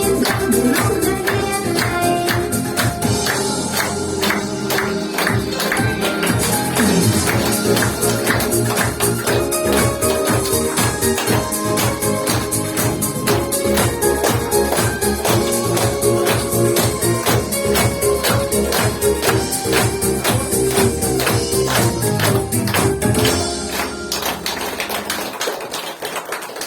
Лариса Михайловна, они говорят, будут ждать, когда вы расскажете о каждом госпитале. Хотя бы коротко, но конечно, конечно. Дорогие друзья, я приехала к вам из Москвы. Я очень ценю дело, которое делает доктор Бассан, очень уважаю. Я, конечно, сама тоже за мир, за дружбу.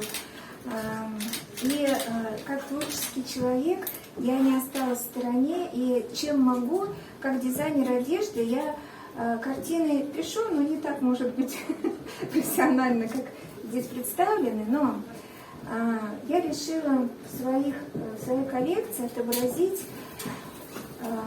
частичку Палестины, частичку России. Значит, коллекции у меня есть достаточно, и есть золотое кольцо России. Но в какой город я приезжаю, я там представляю тоже город, делаю платье с этим городом. Да? Так как я аромапсихолог и работаю с подсознанием при помощи аромамасел, я знаю психологию масел. И моя авторская методика – это аромакраски. То есть я в краски добавляю определенные масла, которые имеют психологию, которые имеют движение какое-то, да, и у меня одежда становится информационной. Одевая на нее, вы несете уже какую-то информацию, там, на счастье, на добро, на любовь, кому что нужно. И давайте я расскажу. Значит, первая девушка у меня, это я изобразила ваш герб, так как я уважаю место, куда я приехала, уважаю, что вы тепло принимаете. Вот, можно повернуться. Особенно, конечно, благодарю прекрасных девушек, которые прям с энтузиазмом согласились, и мне кажется, каждая одевала, и каждая очень понравилась. Вторая, спасибо. Вот, следующая девушка, здесь палестинские мотивы. Доктор Бассан прислал мне фотографии Палестины, ну, настоящей такой улочки, да, где стоят женщины, разговаривают, цветы, и тут такая наполненная жизнью. И я попыталась вот здесь изобразить такую, все-таки мирная жизнь, она должна присутствовать радостно. Здесь также у меня палестинские узоры нарисованы. И вернись, пожалуйста. Вот такие узоры тоже счастья, добра, любви. Для молодой девушки очень даже подходит. Следующее платье, палестинские женщины ходят у нас закрытая голова, длинные полы, и вот здесь вот тоже девушка одета так. Здесь костюм я попыталась, такой чувашский, в чувашском стиле сделать. Вот такая вот красавица получилась. Так как вчера мы были в прекрасном городе Ишкарала, конечно, я не могла не отобразить это в творчестве своем. Прекрасный город, влюбилась в него сказочно совершенно. Люди нас принимали, город красивый. Вот такое вот платье получилось.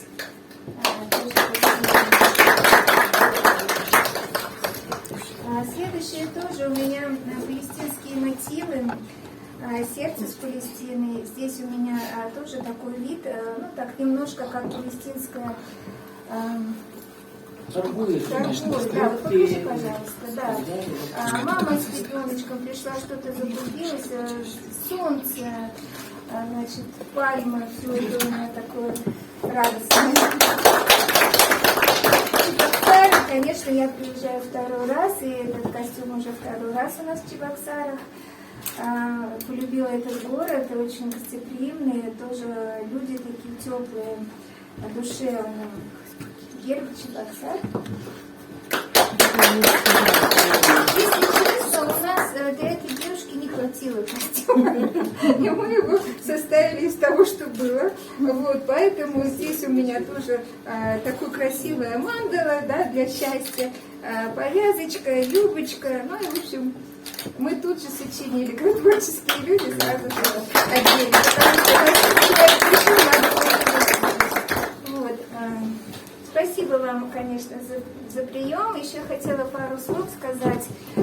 И так как мы приехали к вам, хочу... Вот эта картина была написана для доктора Басама в день рождения. У нас же только что прошло день рождения, 13 числа. Но он сказал, что мы ее отвезем и передадим сюда вам на выставку. Значит, я ее назвала «От войны к миру». Все-таки сейчас такое трудное время, и у нас в стране и за пределами. Я хочу, чтобы был мир на всей планете, чтобы и дети, и мамы, и папы были счастливы все.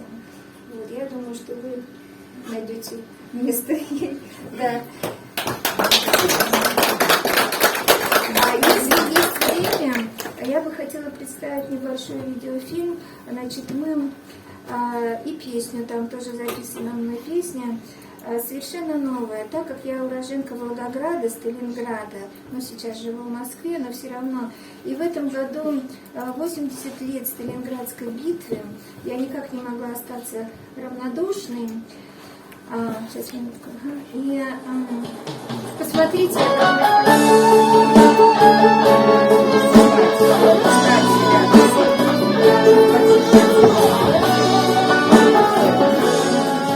Это фотопроект, который мы сделали сами. Посмотрите. Давно это было, как будто во сне. Все небо разорвано в клочья.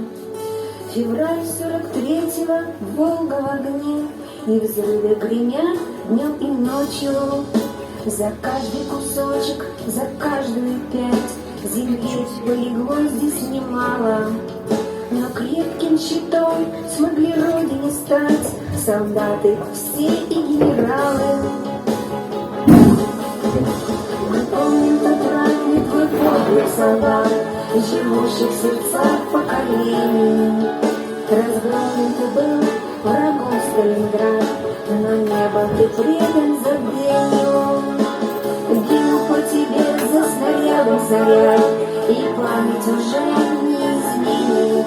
Но ты выжил наш гордый родной Сталинград, и не пал пред врагом на колени, и не пал пред врагом на колени.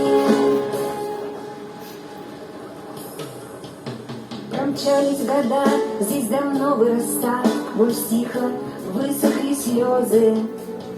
Над Волгой широкой стоит Волгоград, поют ему песни звезды, и каждый готов свое сердце отдать земле в кровоточащих ранах, где много лет гордая Родина-мать на подвиг зовет нас кургана. Мы помним тот ратный твой подвиг, солдат, живущих в сердцах поколений. Разгромлен ты был врагом Сталинград, но не был ты предан забвению. Бил по тебе за снарядом снаряд, и память уже не изменит. Но ты выжил, наш гордый родной Сталинград, и не пал пред врагом на колени, и не пал пред врагом на колени.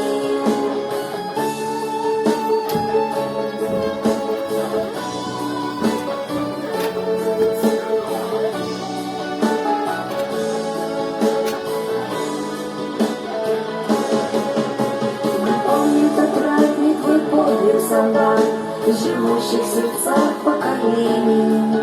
Разгромлен ты был врагом Сталинград, но не был ты предан забвению. Бил по тебе за снарядом снаряд, и память уже не изменит. Но ты выжил, наш гордый родной Сталинград, и не пал пред врагом на колени, и не пал пред врагом на колени.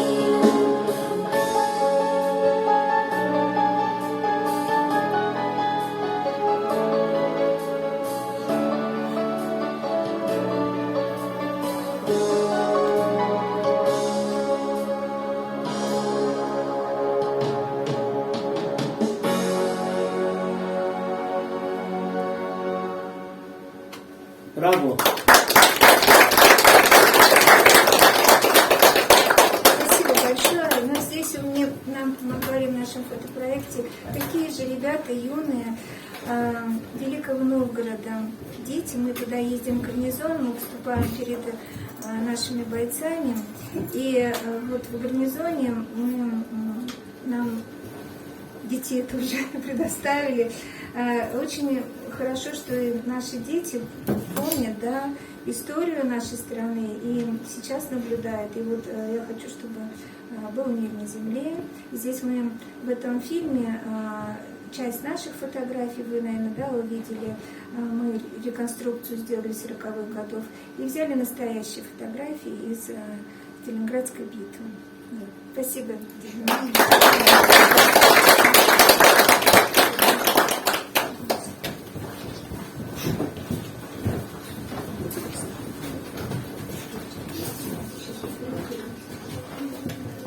Дорогие друзья, всегда, куда мы не приезжали, ставим одна цель. Если мы не оставим теплый, добрый, дружелюбный след на душе у каждого человека, с кем мы встретимся, то нечего говорить.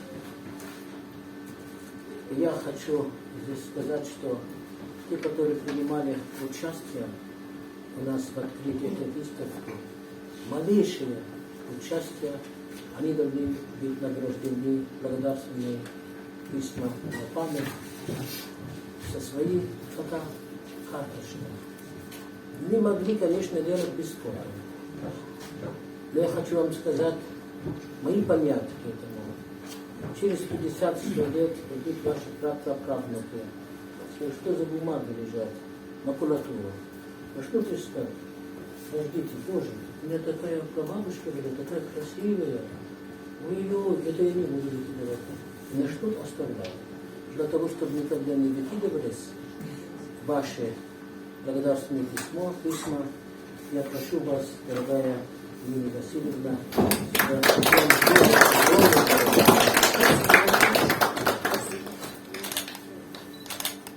Очень приятно. Большое вам спасибо. И хочу пригласить сюда тоже уважаемая Наталья Михайловна.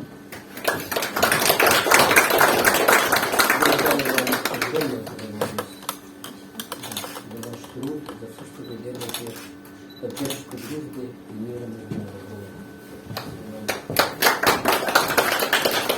народами. наша дорогая Тамара Николаевна, удивительный человек, который, когда по телефону слышишь, с ним разговариваешь, тогда мне кажется, только в таком классе учится этот ребенок. Это доказательство, что душа не имеет возраст, никогда не постареет, хоть 1000 лет в душе, хоть 5000 лет, она остается такая же. Вот у нее, она выросла, но душа так и осталась детская, очень искренняя, очень прозрачная, очень добрая. Я очень ей благодарен за все, что она.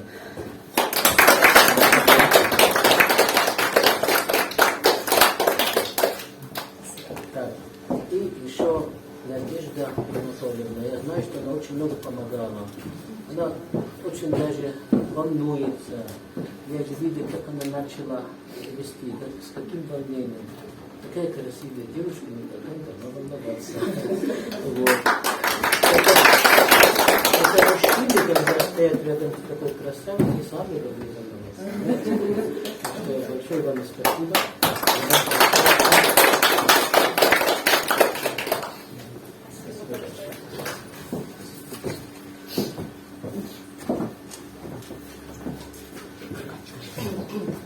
Уважаемые гости, участники презентации нашего сегодняшнего торжественного мероприятия, разрешите мне от всех жителей Поречья выразить огромную благодарность региональной общественной организации Чувашской Республики Общество дружбы и сотрудничества между народами Чувашии и Палестины, нашему уважаемому гостю, доктору права, академику Международной академии Европа-Азия, доктору Басама, что он сегодня здесь, на нашей Порецкой земле, с уникальной международной выставкой «Душа Палестины». Вы, наверное, уже частично посмотрели выставку и поняли, что представленные работы как на нашей выставке символизируют дружбу народов, единение, любовь, которую сохраняют мир на земле. Также мы очень благодарны нашей уважаемой Ларисе Михайловне Солнечной, которая тоже к нам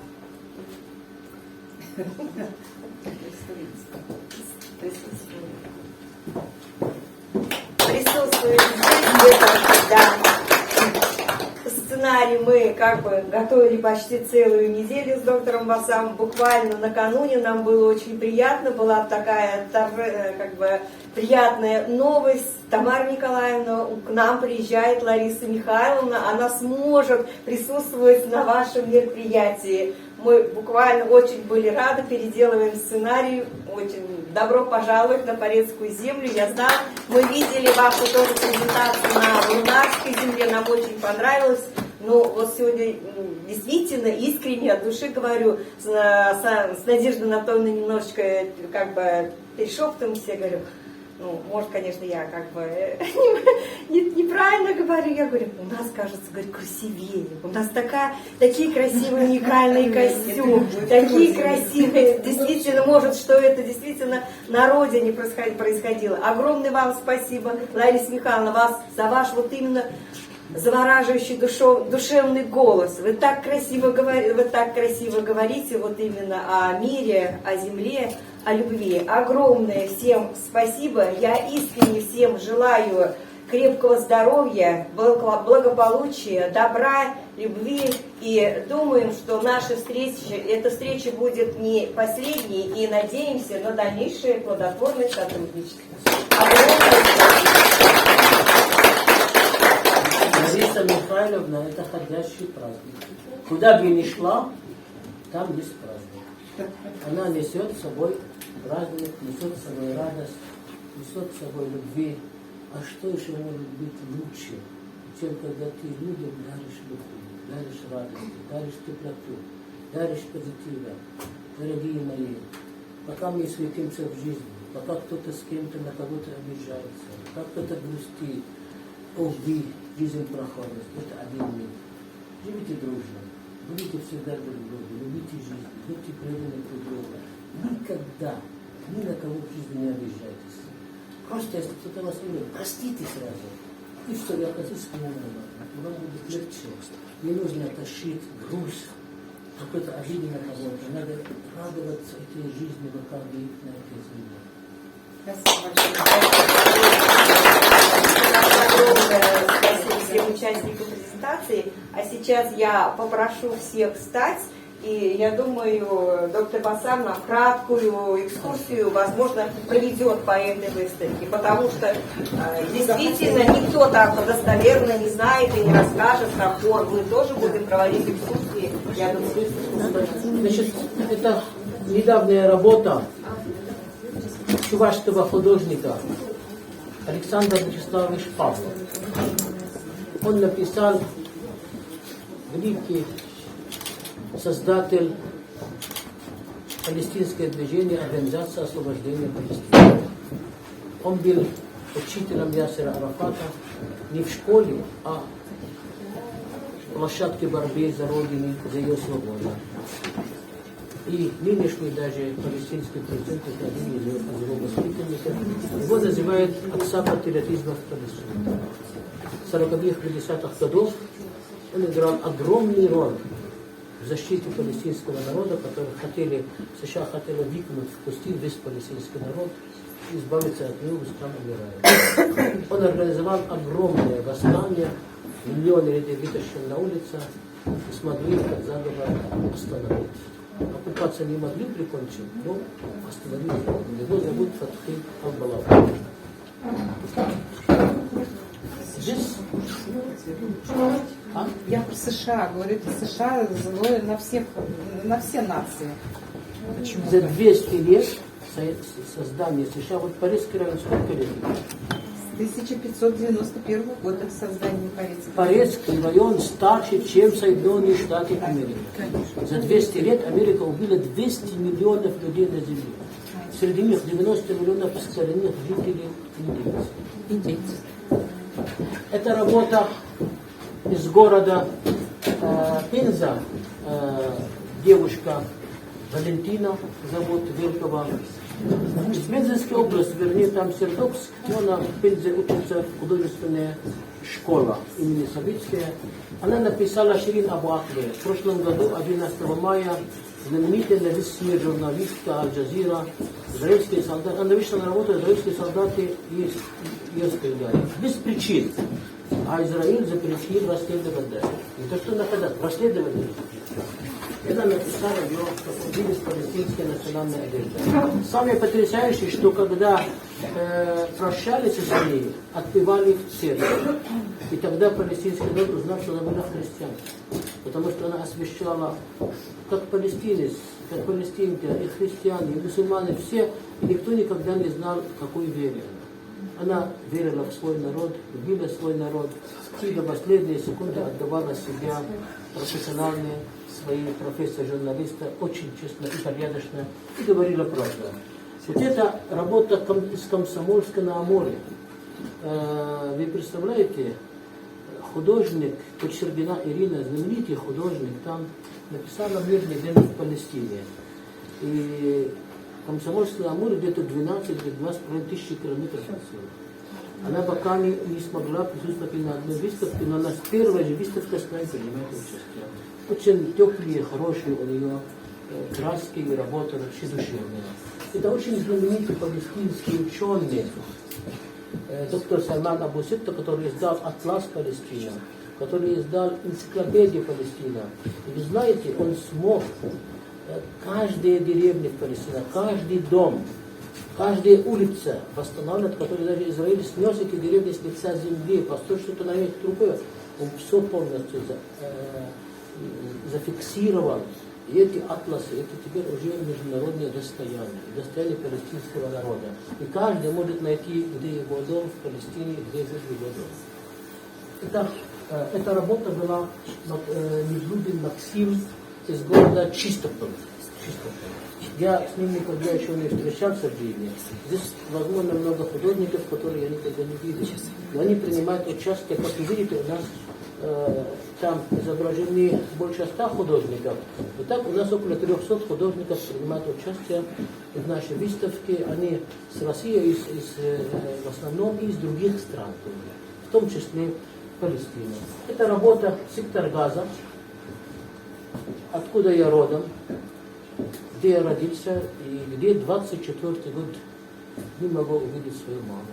Она находится в осаде там, блокаду. И вот, наверное, все дети, которые здесь присутствуют, студенты, им меньше, чем 24 года. То есть они еще пока не родились, не могу просто встречаться, обнять свою маму. Это не только моя судьба, это судьба более 13 миллионов палестинцев в эмиграции, которые Израиль выгнал и не разрешает им вернуться домой. Значит, работа написала Шорнина Наталья Юрьевна из города Новочебоксарск. Она преподает, педагог, преподает художественные фотографии. Это у нас работа из Кирово-Чепец, Балашова, Ольга Николаевна. Она, кстати, присутствовала вчера с ней вечером, у нас 47-я выставка, позавчера на 46-я в Чебоксарах, но из 4 лет добралась домой, потому что у нее недавно дочка родила 5-го ребенка. А дочка тоже художник и пишет картины, и участвует в своей выставке, ее зовут Лиса Орлова.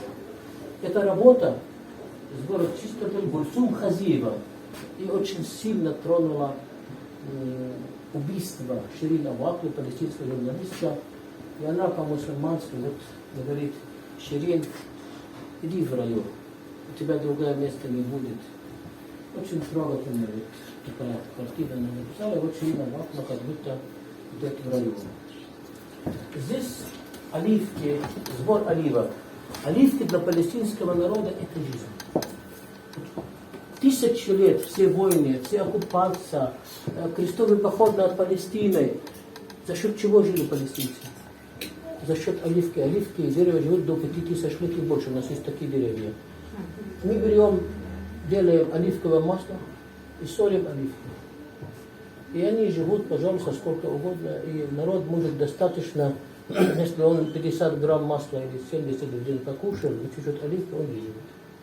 И поэтому не надо ни Бог любит, для этого ничего не надо. Просто обычно посолить и так далее. И это работа Светлана Гордеева, художник и член Союза писателей Чувашской Республики.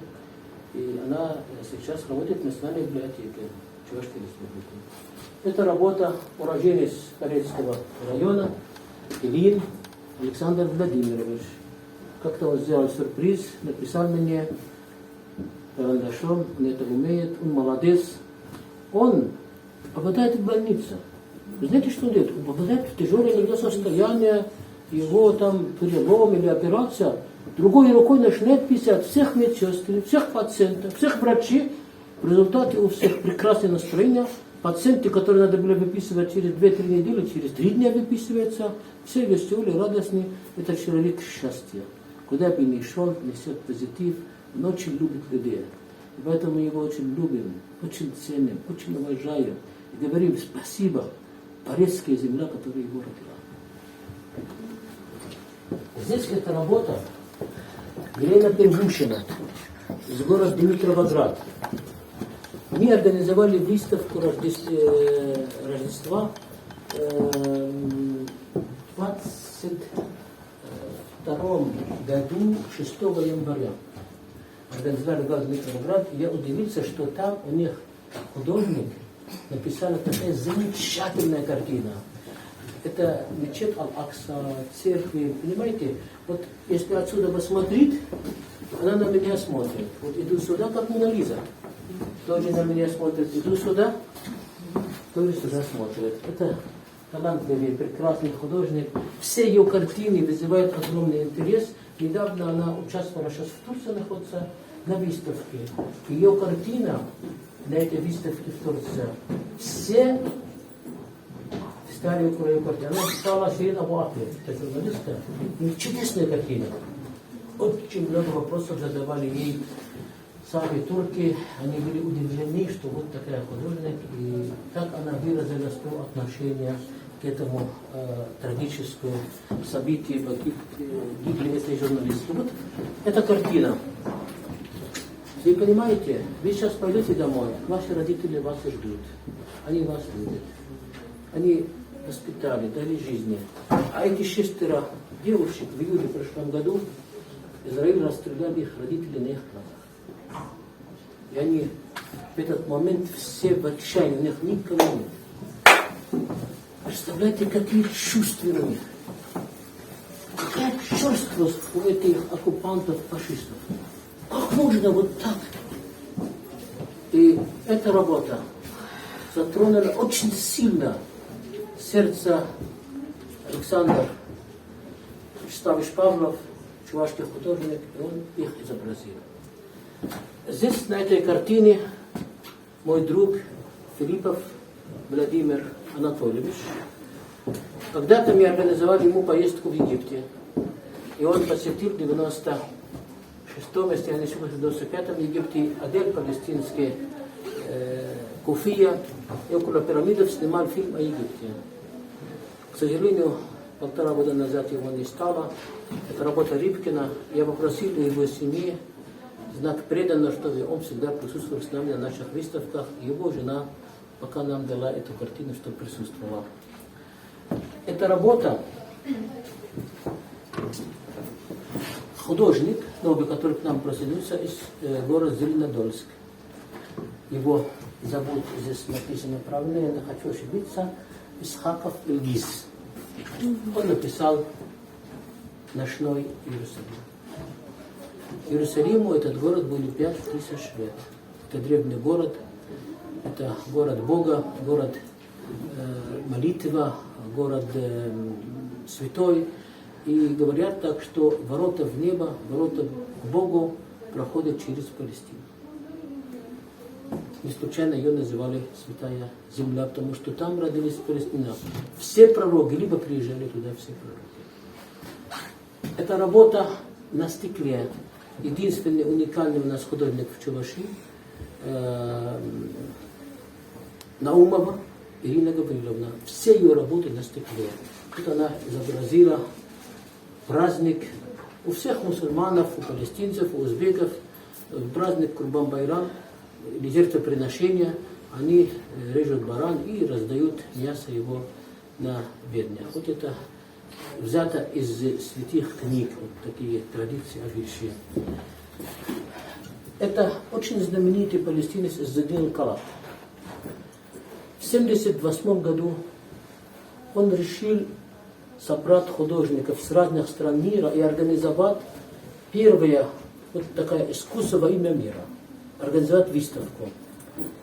И принимали участие из России, из Советского Союза тоже художников. Он организовал эту выставку в марте месяце. Мы сегодня тоже с вами в марте месяце. Он организовал ее в Бейруте, в Ливане.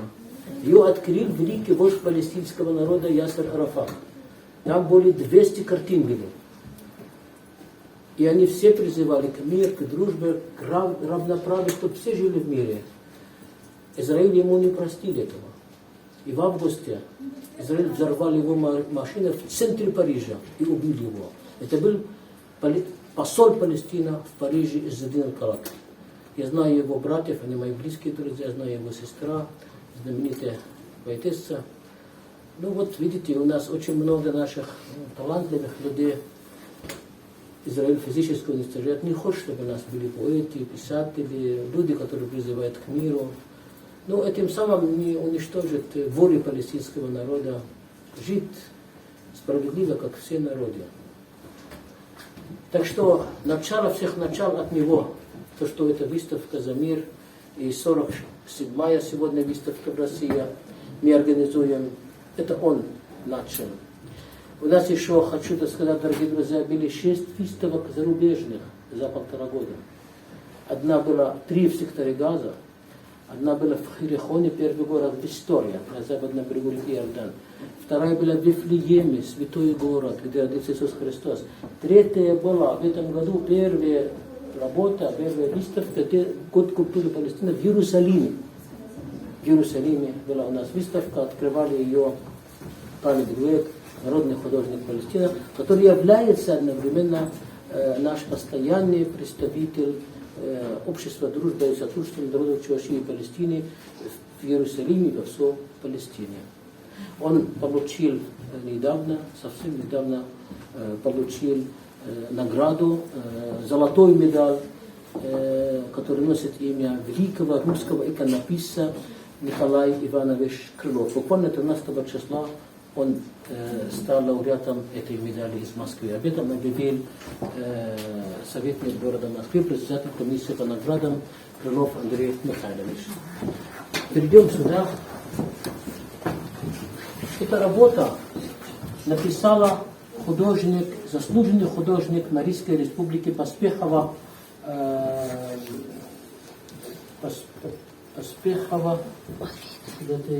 Марина, простите, имя тоже жена Марина. Поспехова Марина Александровна. Она жена моего друга, и она решила написать именно то место, где мы с ней познакомились. Мы познакомились на Патриаршской площади. Мы вчера, кстати, были там, и Лариса Михайловна была в восторге от набережной Любедешкарове. И она взяла вот эту птицу, которая была в руках у Алексея II, там памятник есть его, и церковь Татьяны из Чебоксар. Вот, картина называется, здесь другая название, но это «Палестина, Россия с любовью». Вот так она ее назвала. И может немножко глаза грустные, ну и может мечта когда-нибудь хоть посетить Родину. Да. Здесь председатель художников Россия, Чувашское отделение, Нагорнов Владимир Порфирьевич сделал эту работу из бронзы. Она находится сейчас в городе Пенза, в библиотеке имени Лермонтова, на нашу выставку 45-ю, которая там открылась.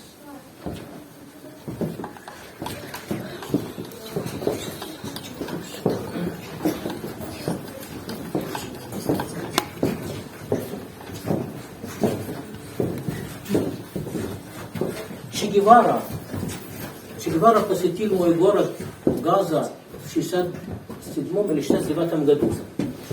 Че Гевара символ борьба, чтобы каждый ребенок в мире имел право на стакан молока.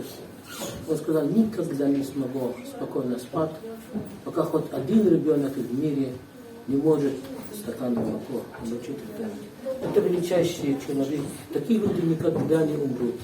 Это очень гениальные, талантливые, невероятно такие не повторяются история. Вот мечта о Палестине, о ее свободе. Мечта никогда не умирает. Проволока, как вы видите, палестинский ребенок, знак, символ победы, и карта Палестины он видит в небо. Видит голубь. И палестинская куфия и мечта вместе с ним хотят свободу палестинского народа. Никогда флаг не опустим. Весь палестинский народ всегда несет свое дело достойно, гордо и будет всегда до конца биться, чтобы жить у себя народами в мире, как все народы другие. Это работа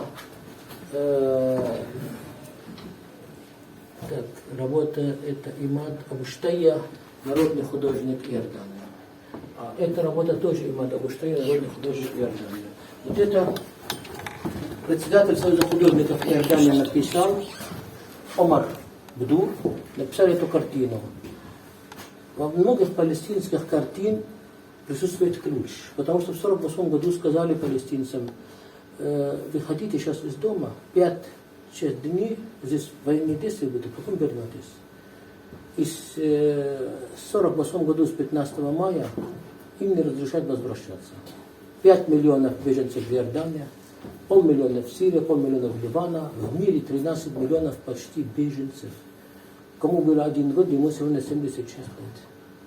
Им возвращаться не разрешают, забрали их дома, их земли, их счета в банке, их фабрики, их заводы, все забрали и оставили люди просто на улице.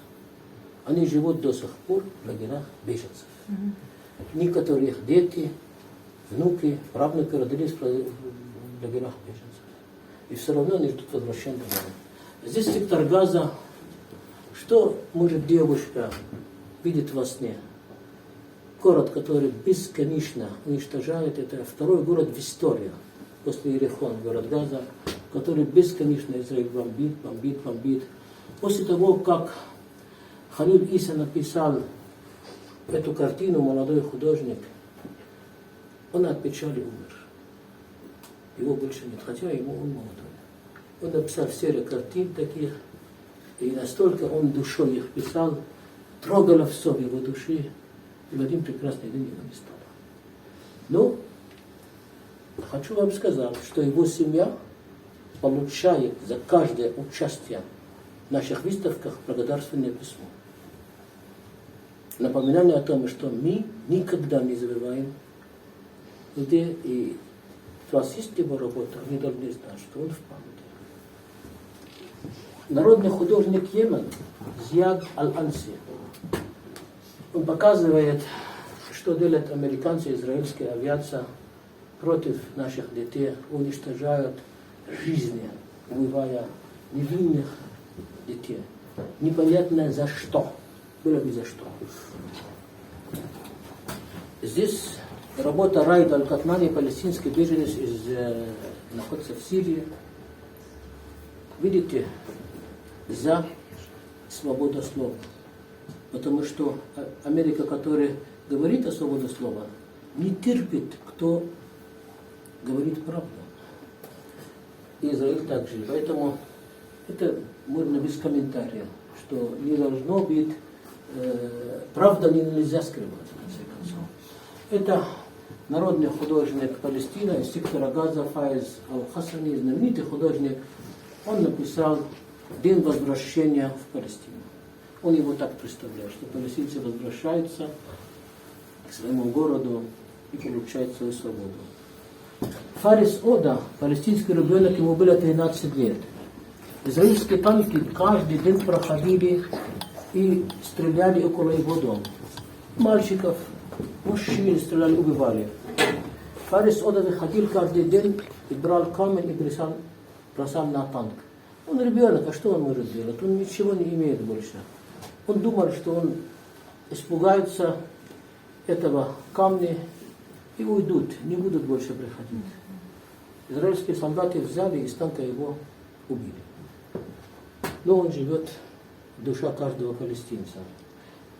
Его улицы носят его имя. Много художников написали его, это работа Раида Аль-Катнани. В Палестине брошенные бомбы, израильские бомбы на палестинских городов и деревень за 75 лет, может за 75 лет столько же, как чуть ли не во Второй мировой войне, маленький кусок земли. Не знают палестинцы, куда это все деть. Поэтому стали выращивать на рассаду. Все, что от бомбы, используют в рассаду. Вот палестинская мама все наследство, что оставит своим детям, ключи от дома, чтобы они после ее смерти хотя бы могли когда-то вернуться к себе домой. Работа Раида Аль-Катнани, вот на его лице все видно, изгнание, лишение, жестокость, которую испытывает эта оккупация. Палестинский дед. Работа Раида Аль-Катнани. Это Имад Абу Штайя, народный художник Иордании, написал эту работу. Палестинцы предложили Израилю мир, даже готовы были часть земли свою уступить, лишь бы там закончить войну. Израиль сказал нет. И вот видите, он как застрелил птица мира, и она идет на коврик, на котором молятся по мусульманским традициям палестинцы. Палестинцы, куда бы ни шли в мире, несут свою родину с собой. Вот вы находитесь здесь, вы живете у себя на родину, а у палестинцев родина живет. И вот этот старик, которого выгнали на старости лет из своей земли, своего дома, он несет свой город, свою родину с собой. И есть еще другая картина, это картина великий народный художник Салем Мансур. Есть еще другая картина Имада Абу Штайя, как его сын уже продолжает это дело, несет город с собой.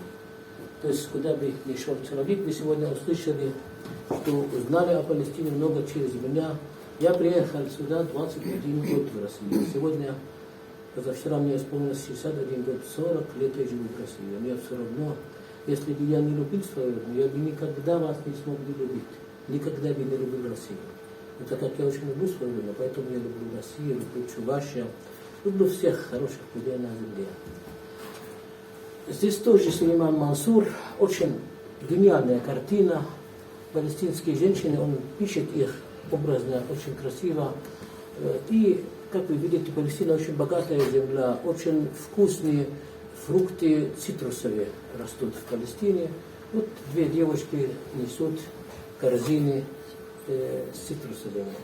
А вот что происходит, когда арабские руководители, допустим, они как-то сошлись с израильтянами и с американцами и бросили народ. А за это время и аннексировали израильтяне Иерусалим, аннексировали Палестину, потеряли все. Ну, то же самое произошло в России, когда распался СССР. Пока пьяница пришел к власти, страна пропала. А вот эта картина, они там видите рядом. Это Бразардиновоз, он сел, видите, но это уже, да, это уже Имад Абуштайя написал. Тот Сулейман Мансур, оба два великих художника, это Имад Абуштайя написали эту картину, уже можно понятно все. Палестина очень богатая, как я сказал, свои оливки. И оливки, кстати, ветка оливка, это символ мира. Ясер Арафат, он в 1974 году, когда зашел, он поднял оливка в одну руку, в другую руку пистолет. Говорит, ну выбирайте, нам воевать или давайте дружиться, давайте мир и верните нам свой дом. Это работа Сулейман Мансур. Здесь тоже молодоженные, или как, ну, жених и невеста, работа тоже Сулейман Мансур. Вот жизнь палестинского народа как проходит? В тюрьмах, в борьбе камнями, плакатами, флагами. Единственное требование – просто жить у себя дома. Это что, преступление? А где жить, если не дома? На улице остаться? Так. Здесь работа, да, это Сулейман Мансур тоже. Здесь работа Тамамьян Агунит. Она армянка, но живет в городе Лениногорск. И ради нее я поеду 19 числа, 20 числа в Лениногорск открыть наша 49-я выставка. Художественная школа Лениногорская. Удивительная она человек, очень добрый. Она позавчера была у нас на выставке, приехала специально оттуда, в Доме дружбы народов в Чебоксарах. Она тоже написала, значит, создатель организации освобождения Палестины, отец патриотизма в Палестине, Фатхи Аль-Балави. И написала здесь, имейте хотя бы чуть-чуть, хотя бы немного патриотизма. Человек, у которого патриотизма есть, он никогда в жизни не предаст, не обманет. Он будет всегда передавать самые добрые впечатления о своем доме, о своих родителях, о своем городе, о своей деревне. Он никогда никого не обидит, потому что он будет переживать, что будут думать плохо о его родине. Вот тоже называется отец патриотизма. Я горжусь, что это мой отец. Здесь недавно, перед Новым годом, поступила картина от художника, которую я не видел в жизни, я ее не знаю. Она живет в городе Лисково. Это Надежда Кавказова. Она увидела где-то моя старая фотография в 2010 году и решила мне написать таким образом. Только у меня фотография чай не был. За это я сказать спасибо, что вы мне налили чай в чашку. Она недавно заболела, она лежит в больнице, но мне сказали, что завтра ее выпишут, так что будем желать ей скорейшего выздоровления. Она замечательный художник, она очень много картин прекрасных пишет. Вот сюда дошли, значит, это работа Исмаил Шаммут, это великий палестинский художник, которых давно уже в живых нет, и который принимал участие в 1978 году в Ливане вместе с советскими художниками на ту выставку международную, которую организовал, о ком я вам рассказывал, Задин Аль-Калак, посол Палестины в Париже. Вот. Ну, мать с дочерью. Вот эта картина написал Имад Абуштайя. В Парагвае президент страны его пригласил, попросил разрешения сделать эту картину марка почтовая. И дали ему награду. И теперь стала почтовая марка. В ней все. В ней и душа, в ней и Иерусалим, в ней и птица мира, в ней даже струны для... Вот волосы как струны для музыки. Внизу, это очень знаменитая картина, ее знают все, даже в книгах всех используют. Здесь имам Абу Штайя, палестинская национальная одежда. Он всегда видит, какие палестинки, какие красивые, какие цветы растут в Палестине.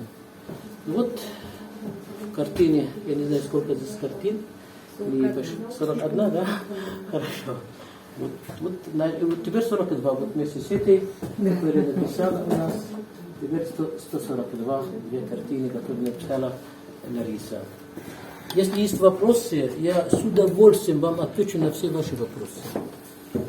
Доктор Басам, Да. я, наверное, вот имени всех присутствующих, да, скажу вам большое вам спасибо за то, как вы нам сегодня представили эту выставку, эту экспозицию, за вашу душевность, за вашу теплоту, так спокойно, так легко, с такой любовью, с таким чувством рассказывать о своей родине, о своем народе.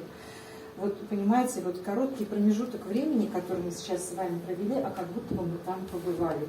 И вместе с вами сопереживаем народу, который так долго терпит вот это угнетение, вот эту несправедливость. В каждой картине, вот в каждой картине представлены пусть художники России, художники Палестины. Вот видно, как они хотят жить и как они живут в настоящее время. То есть вот это вот желание людей, где вот этот голубь, вот эта вот красота, вот эти краски, эти маки. Да, каждый человек хочет жить в мире, каждая мама хочет подарить своим детям что-то больше. Она может вот только ключики от несуществующего дома. Вот как вы вот рассказали, понимаете, вот в самое сердце проникает. Большое вам спасибо, большое. И хочу сказать, вы много говорите о доброте, вы много желаете людям только всего хорошего. Фраза незаметно сказанная: пожелаем ему добра, пожелаем ему выздоровления. Вы сам человек очень добрый, очень открытый. От вас идет вот это вот, излучается прямо тепло и любовь к людям вас окружающим, даже людям тем, которых вы не знаете, вот кто вам написал, допустим, картину. То есть это человечность и порядочность, это ваша черта характера. И мы вам сегодня очень благодарны за то, что вы представили, во-первых, нам эту экспозицию. Честно, я вот, такой теплоты, да, много эти стены видели, экспозиции, много видели выставок, картины, да, но вот как вы сегодня вот это принесли, это исключительный случай. Большое вам спасибо. Очень у нас обычная традиция есть, чтобы никто не уходил, пока кто есть. Где мы проводим выставку, делаем общее фото, это фото пойдет на приглашение на следующую выставку. У нас сейчас в России 10 выставок параллельно идут отдельно. Сегодня 3 дня. Еще нам надо подписывать, значит, не полотенце, а как полотно дружбы народов. Полотно дружбы народов. У нас вчера подписали весь Королев, все подписали, Чубаксара, и руководители все с удовольствием. Потому что без дружбы, поверьте мне, жизнь превратится в ад. Представь себе, пойдет тебе в рай одна, больше никого нет. А вы не захотите там остаться, зачем мне это? Поэтому всегда дружба, она украшает жизнь, заполняет жизнь. И всегда, когда я куда-то еду, мне мама всегда пожелала: прежде чем как решишься куда-то ехать, ищи хорошего товарища, хорошего друга с собой путь. Понимаете? От этого зависит, чтобы настроение было и все.